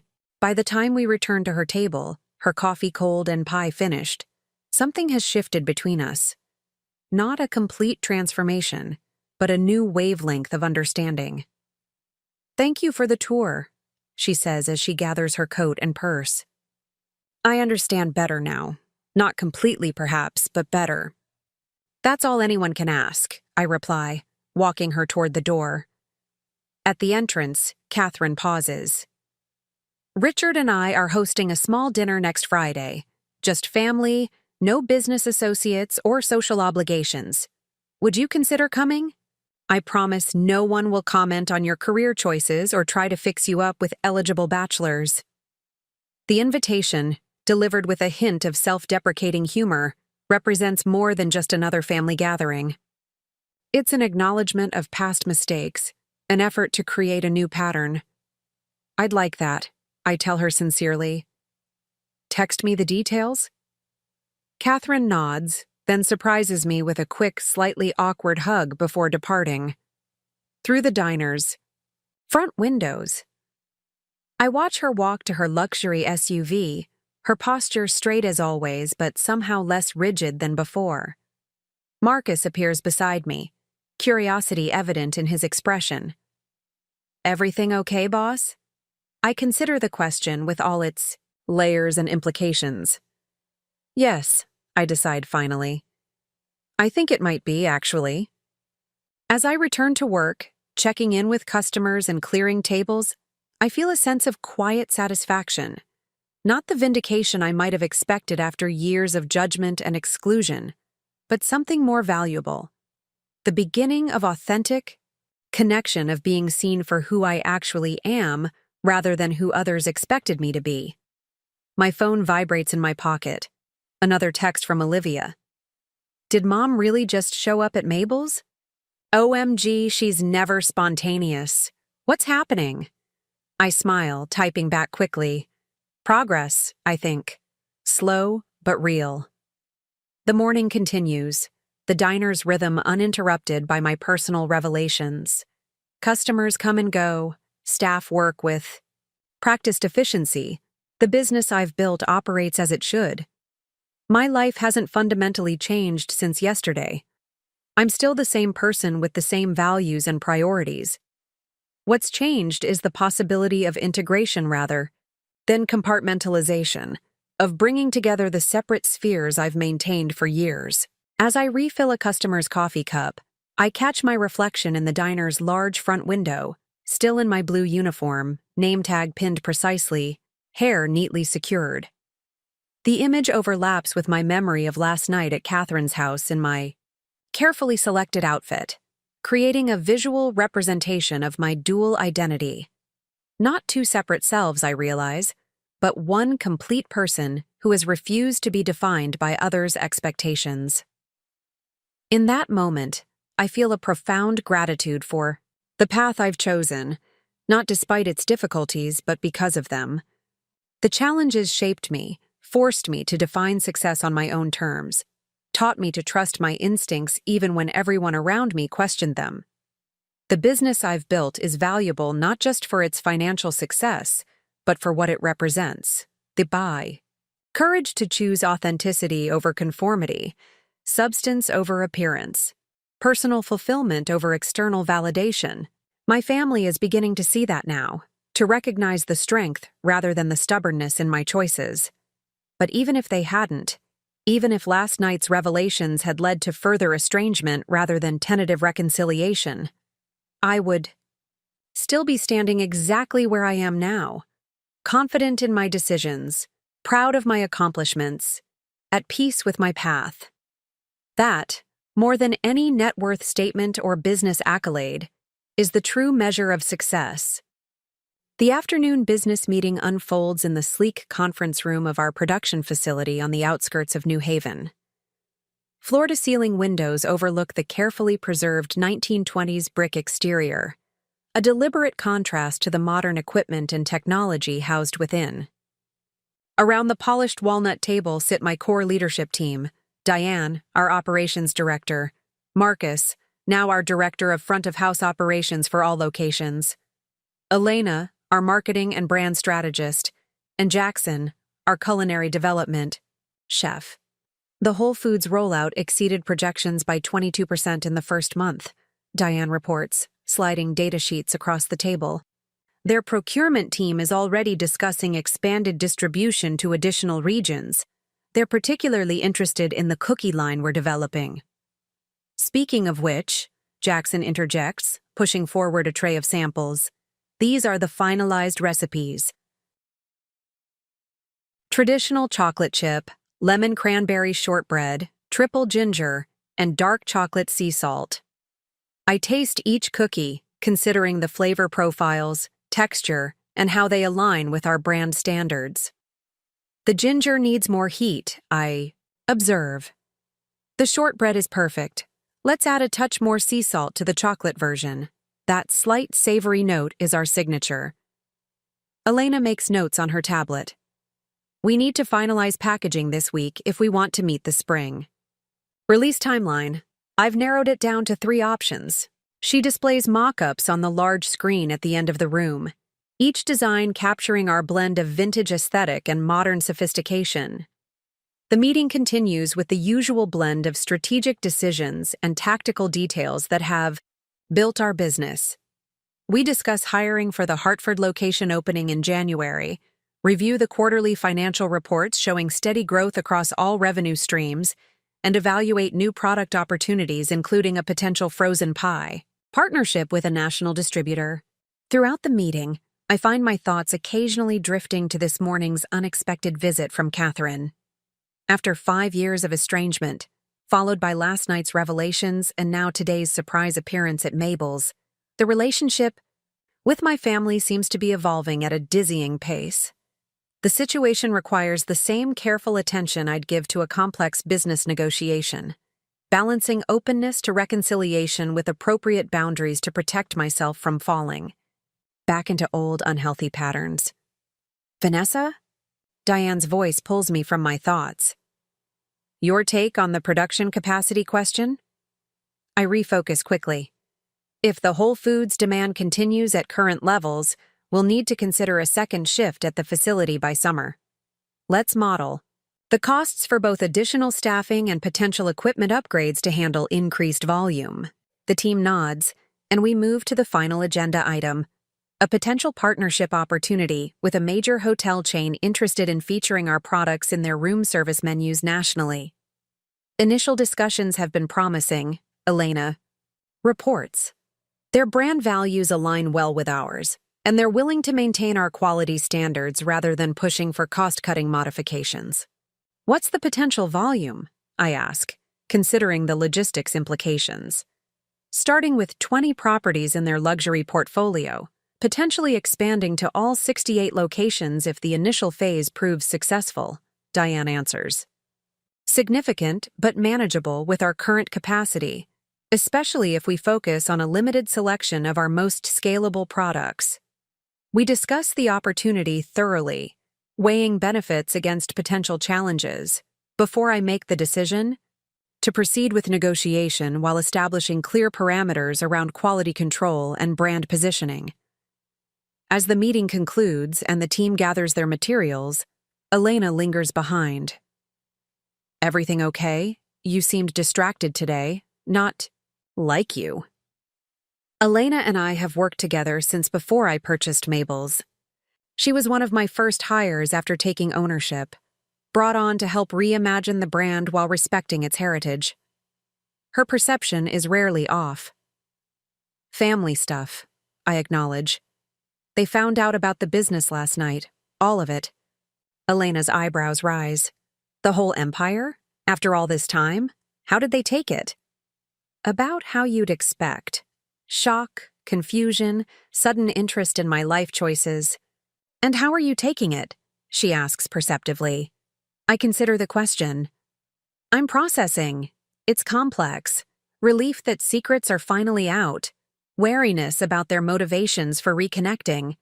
Hope that maybe we can build something healthier, moving forward.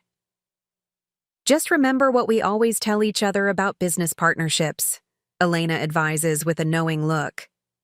Past behavior is the best predictor of future behavior. I recite the mantra we've used when evaluating potential collaborators. Exactly, she nods. People can change, but fundamental values rarely do. Proceed with optimism, but protect yourself. When did you get so wise? I ask with a smile. I learned from the best, she replies, gathering her materials. By the way, that Brandon Crawford who keeps calling about investment opportunities? He reached out again this morning. I told him to schedule through proper channels, but he seems very persistent. The mention of Brandon surprises me. He was just at Mabel's this morning. Didn't mention he'd been reaching out repeatedly. 3 times in the past 2 weeks, Elena confirms. Should I continue deflecting, or is this something you want to explore? I consider the question. While external investment isn't something I've actively sought, understanding our position in the market could be valuable, especially as we continue to expand. Set up a preliminary call. Make it clear it's exploratory only, no commitments. Elena nods and departs, leaving me alone in the conference room. Through the windows, I watch our staff moving efficiently through the production facility, bakers shaping pie crusts by hand, despite the volume we now produce, quality control, specialists inspecting each item before packaging, shipping coordinators preparing orders for nationwide distribution. What began as a beloved local diner has evolved into something I never fully imagined, growing organically from one opportunity to the next. My phone chimes with a notification, an email from Richard, Catherine's husband. The subject line reads, simply business proposal. Intrigued, I open it immediately. Vanessa, I hope this finds you well. I'd like to discuss a potential business opportunity that might be of mutual interest. As you may know, I'm involved with a medical research center development in Hartford. The project includes retail spaces designed to create a community environment within the medical complex. We're specifically looking for established local businesses with strong brand recognition and community goodwill. Based on what I've learned about Mabel's expansion strategy, this might align with your growth plans. The location would offer built-in foot traffic from medical professionals, patients, and visitors, approximately 3,000 people daily once fully operational. Would you be available to discuss this further? Perhaps over lunch next week? Regards, Richard. The message is unexpected but intriguing. Richard has always been the most pragmatic member of my sister's household, focused on logical outcomes rather than emotional undercurrents. While Catherine and my mother judge based on adherence to social expectations, Richard evaluates situations on their practical merits. His reaching out with a business proposition suggests he's taken my revealed success seriously, seeing me as a legitimate entrepreneur rather than merely his sister-in-law who finally made good. I respond briefly, expressing interest in learning more and suggesting lunch on Wednesday at a neutral location, a well-regarded restaurant downtown rather than either Mabel's or his office. Professional boundaries seem advisable as we navigate this new dynamic.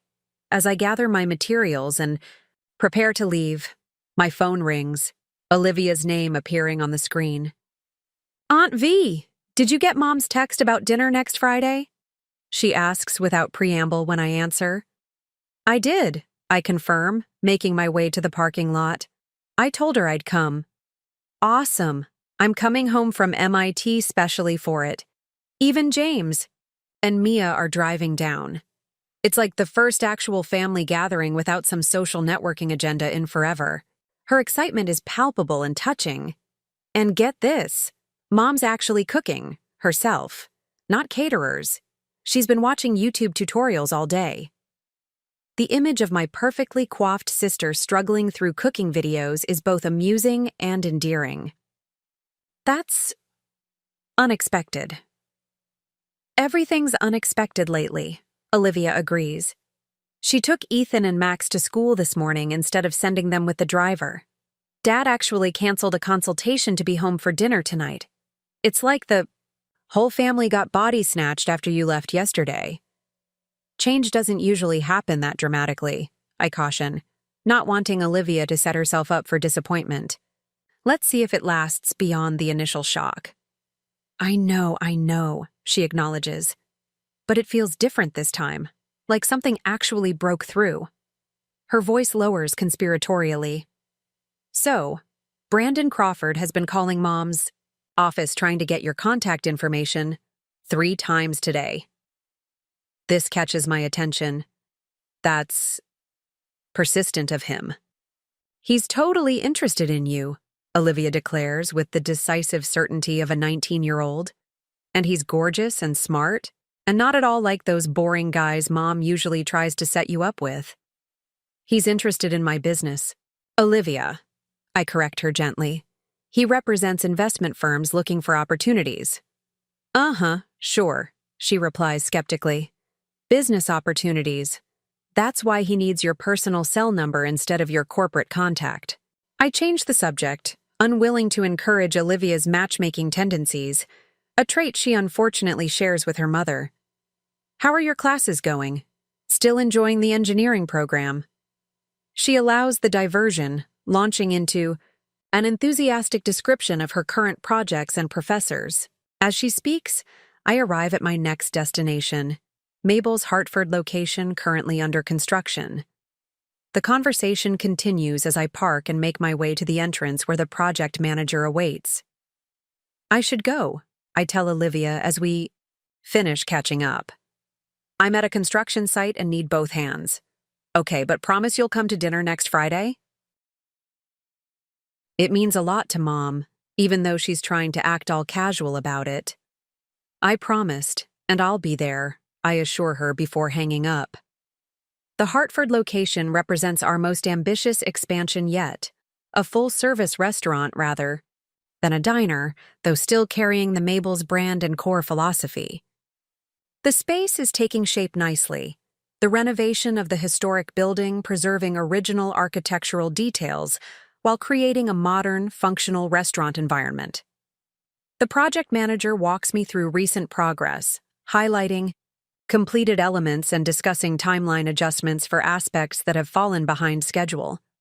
We review material samples for the custom banquettes, lighting fixtures selected to complement the existing architecture, and placement of the vintage elements we've sourced to maintain the connection to Mabel's heritage while creating a distinct identity for this location. As I inspect the partially completed kitchen, I find myself considering Richard's proposition about the medical center retail space. The timing is interesting. We hadn't planned another expansion so soon after Hartford, but opportunities sometimes appear when least expected. Like my original purchase of Mabel's, which came about not through careful planning, but through recognizing the right moment when it arrived. By the time I complete the site visit and begin the drive back to New Haven, evening has fallen. The day has been full. Morning shift at the diner, unexpected visit from Catherine, business meetings, construction oversight, yet energizing rather than exhausting. The variety of responsibilities, the movement between strategic thinking and hands-on involvement, keeps every day fresh and engaging. My phone rings through the car's Bluetooth system, an unknown number with a New York area code. I consider letting it go to voicemail but decide to answer. Vanessa Mitchell speaking. Vanessa, it's Brandon Crawford. I hope I'm not interrupting. Of course it is. After Olivia's comments about his persistent calls, I should have anticipated this. Not at all. I'm just driving back from Hartford. What can I do for you, Brandon?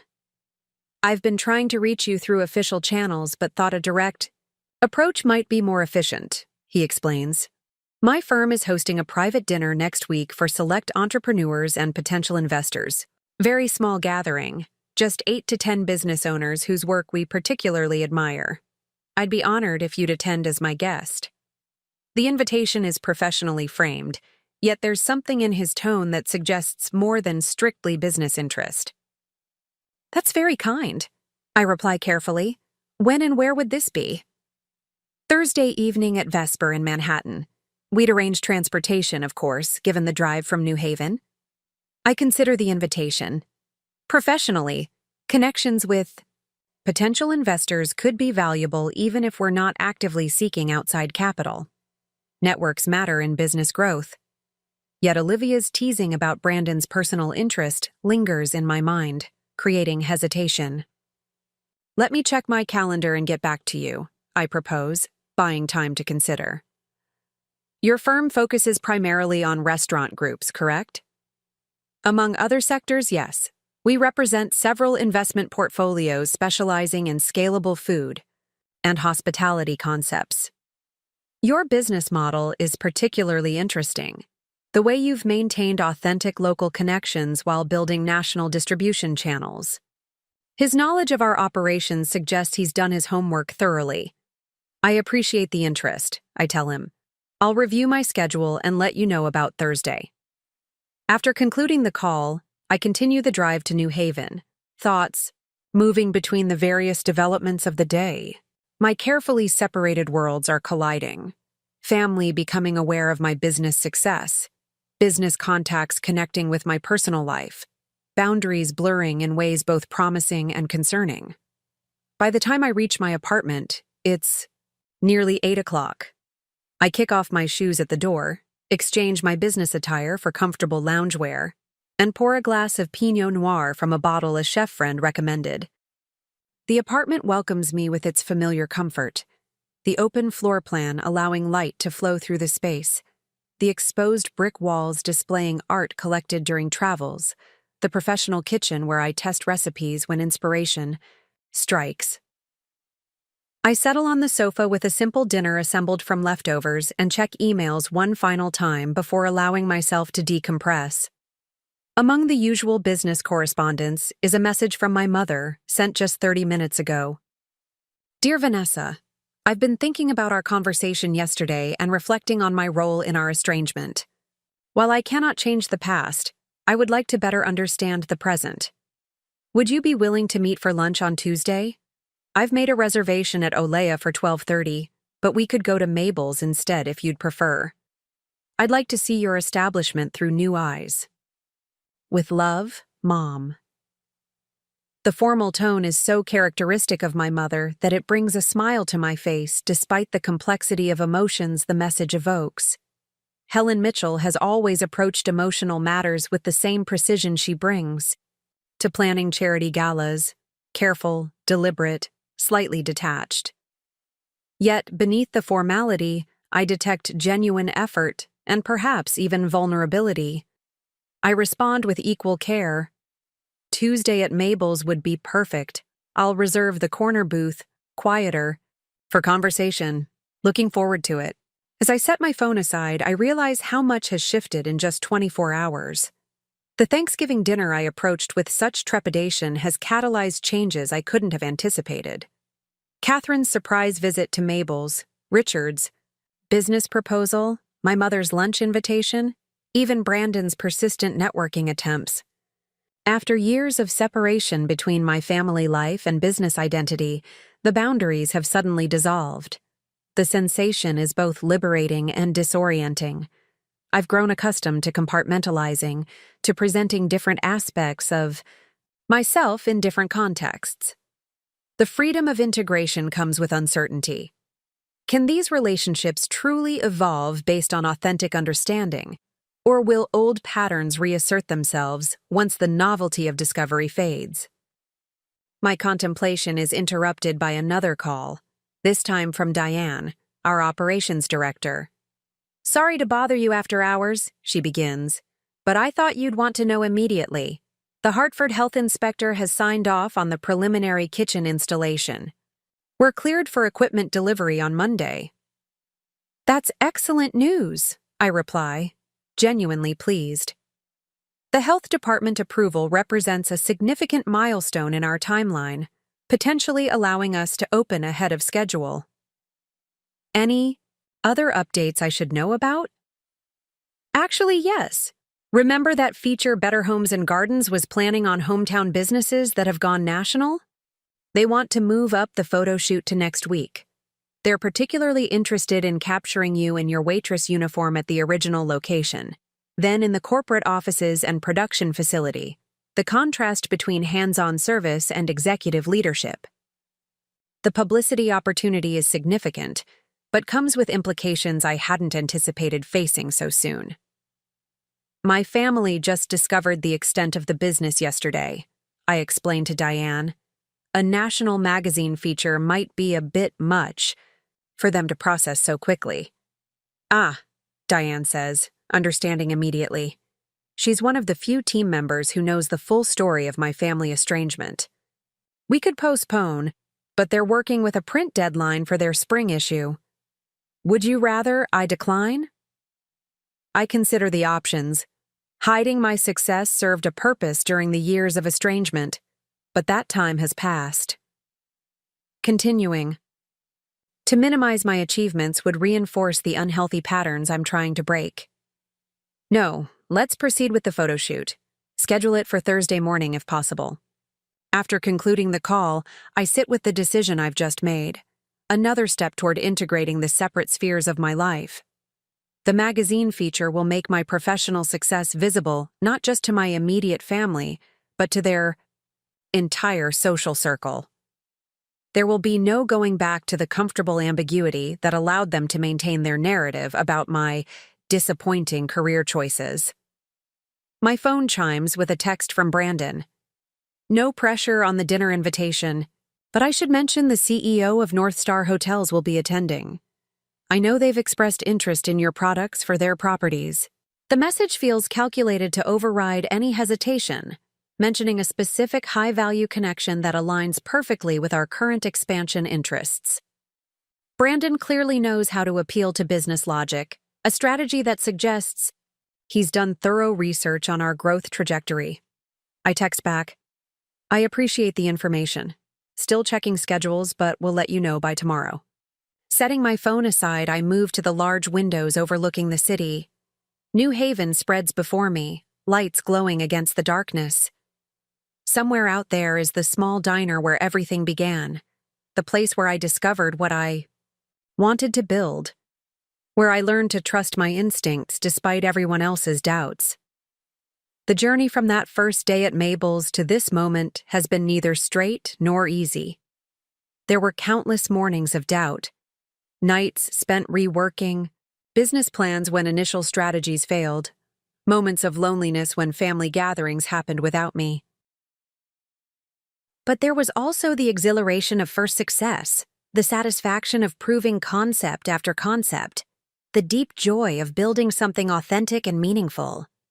Standing here now, I'm struck by the realization that every difficulty contributed something essential to the person I've become. The family judgment that once wounded me deeply eventually forced me to define success on my own terms rather than accepting inherited definitions. The separation that felt like punishment became the space I needed to develop confidence in my own vision. Even the secrecy that sometimes felt petty or defensive protected the fragile early stages of growth from external pressures and expectations. Now, with that foundation firmly established, integration becomes possible. Not because I need family validation, but because I'm secure enough to engage without being destabilized. I can hear their opinions without absorbing them as truth. I can share my achievements without requiring their approval. I can consider Richard's business proposal or Brandon's investment connections based on merit rather than emotional need. This realization brings a sense of peace, a quiet confidence in navigating the complex days ahead.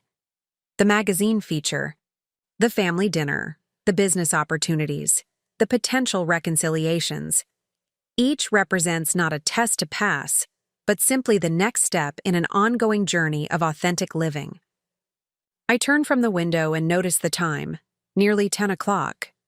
Tomorrow begins early with another morning shift at Mabel's, followed by meetings with our product development team and a video conference with the California Distribution Center. The rhythm of my days continues regardless of personal revelations or family dynamics. As I prepare for bed, I make a decision about Brandon's dinner invitation. Despite the valuable business connection, Thursday evening needs to remain clear. I've neglected my monthly volunteer commitment at the community culinary program for at-risk youth for too long. Some priorities transcend networking opportunities, no matter how potentially lucrative. I text Brandon, "Thank you for the invitation, but I have a standing commitment Thursday evening that I can't reschedule. I'd be happy to arrange a separate meeting with you and any interested parties at a mutually convenient time." His response comes quickly. "I respect that completely. Let's find another opportunity soon." With that decision made, I set my alarm and settle into bed, mentally reviewing tomorrow's agenda. Despite the emotional complexity of recent developments, I feel a deep-seated calm, the certainty that comes from knowing who you are and what matters most to you, regardless of external perceptions or expectations.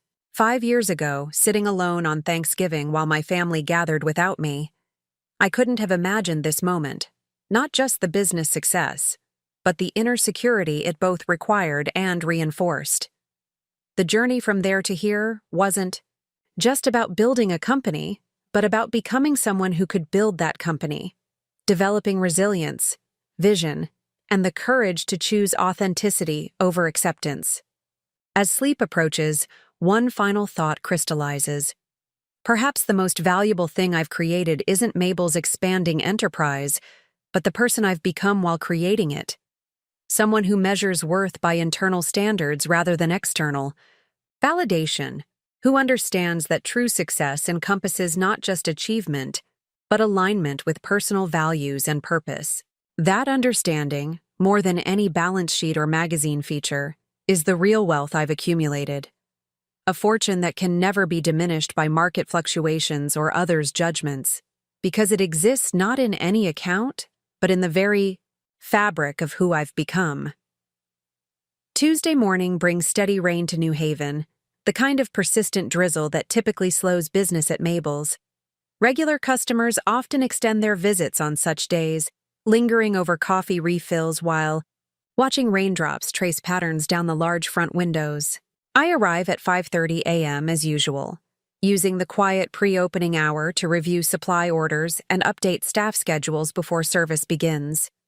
The knowledge that my mother will be visiting at lunchtime creates a subtle undercurrent of tension as I move through my morning routine. Helen Mitchell has visited Mabel's exactly once in 12 years, a brief, uncomfortable appearance shortly after I started working there. She had sat primly at the counter, barely touching her coffee, her expression a mixture of confusion and disappointment as she watched me refill ketchup bottles and take orders from truck drivers. Today will be different. She's coming not to rescue me from a regrettable career choice, but to understand the business I've built. At least that's what she's indicated. Whether she can truly set aside decades of ingrained judgments remains to be seen. You seem distracted, Sharonda observes as we prep the service stations together. Everything okay? My mother's coming. For lunch, I explain, arranging sugar packets with unnecessary precision. Sharonda pauses, dishcloth in hand. In her 15 years at Mabel's, she's heard enough about my family dynamics to understand the significance. The same mother who said waiting tables was beneath a Mitchell? The very same. And she's coming here? Voluntarily? Sharonda's eyebrows rise toward her hairnet. Apparently discovering your daughter owns a successful business rather than just working in one changes perspectives. I can't keep the edge of irony from my voice. Sharonda shakes her head. People and their priorities, I swear. But listen. Her expression softens. Don't let her get in your head. You built something real here, something that matters to a lot of people. Don't forget that, no matter what she says. The simple validation from someone who has witnessed the entire journey, from new hire to owner to industry leader, centers me. Thanks, Sharonda. I needed that reminder. That's what I'm here for, she replies with a wink. That and making sure these biscuits don't burn while Luis is busy showing off his fancy culinary school techniques. The morning shift proceeds with familiar efficiency. Regular customers stream in despite the rain, creating the comforting backdrop of conversation and clinking silverware that has been the soundtrack to my working life for over a decade. I move through the dining room with practiced ease, remembering preferences, asking about family members, celebrating small victories with regulars who have become something like extended family. Mr. Abernathy, a retired English professor who has occupied the same booth every Tuesday morning for 8 years, catches my arm gently as I refill his coffee. I saw that article about you in the New Haven Business Journal, he says with obvious pride, as if my success somehow reflects on him. The one about the expansion to Hartford. Always knew you were destined for bigger things. Not bigger, I correct him with a smile. Just more of what works. Semantics, he dismisses with a wave of his hand, the English professor emerging. The point is, you've built something significant while staying true to your values. That's rare in business. And worth noting. His observation echoes what I've been reflecting on recently. The continuity between where I started and what I've built. The through line of authenticity that connects my first day at Mabel's to our current enterprise. Thank you for noticing. That, I tell him sincerely, it means a lot. As the morning rush transitions to the quieter midday period, I check the time with increasing frequency. My mother is nothing if not punctual. Her 12:30 reservation will see her arriving at precisely 12:28, allowing her to be seated exactly on time. At 12:15, I duck into the small office to change from my waitress uniform into more business-appropriate attire. A simple navy dress with subtle gold jewelry, professional but not overly formal. When I emerge, Marcus gives me an approving nod. "Corner booth is ready," he confirms. "Want me to serve, or are you handling this yourself?" I consider the question. Having Marcus wait on our table would create distance, positioning me firmly as owner rather than server. But that feels like regression rather than progress, attempting to conform to my mother's expectations rather than standing confidently in my dual role. "I'll handle it," I decide. "But maybe you could expedite our order with the kitchen? I'd like this to go smoothly." At precisely 12:28, the front door opens to admit Helen Mitchell. She pauses just inside, removing her umbrella and surveying the diner with the evaluative gaze I remember from childhood visits to restaurants. Her appearance is immaculate as always. Camel trench coat perfectly belted, silk scarf arranged just so, makeup subtle but flawless despite the humid weather. At 72, she remains elegant and imposing, her posture indicating a lifetime of conscious self-presentation. I move to greet her, conscious of the eyes of my staff following with undisguised curiosity. They've heard enough references to my family over the years to recognize this as a significant moment. "Mom," I say, reaching for her coat. "Thank you for coming." "Vanessa." She kisses the air near my cheek, a social habit rather than genuine affection. I must say this place looks different than I remember. The comment could be interpreted as critical, but her tone suggests genuine observation rather than judgment. I realize she's right. Mabel's has evolved significantly since her last visit. The vintage elements remain, but we've updated the lighting, improved the seating, added subtle branding elements that tie this location visually to our newer outposts. We've made some changes over the years, I acknowledge, guiding her to the corner booth I've reserved, but kept the heart of what makes Mabel's special. As we settle into the booth, I notice her taking in details: the quality of the tableware, the fresh flowers in small vases, the updated menus with our discreet logo. Her expression remains neutral, but I sense approval in the slight relaxation of her shoulders. "Would you like coffee?" I ask, falling naturally into service mode. "Yes, thank you." She hesitates, then adds, "And perhaps you could recommend something? I never did get to try the food here properly." The acknowledgement of her brief, dismissive previous visit surprises me with its self-awareness. "Our seasonal harvest salad is excellent," I suggest, or if you're feeling more indulgent, the crab cake Benedict is our most popular lunch item. "The Benedict sounds lovely," she decides, setting the menu aside. "You're not joining me?"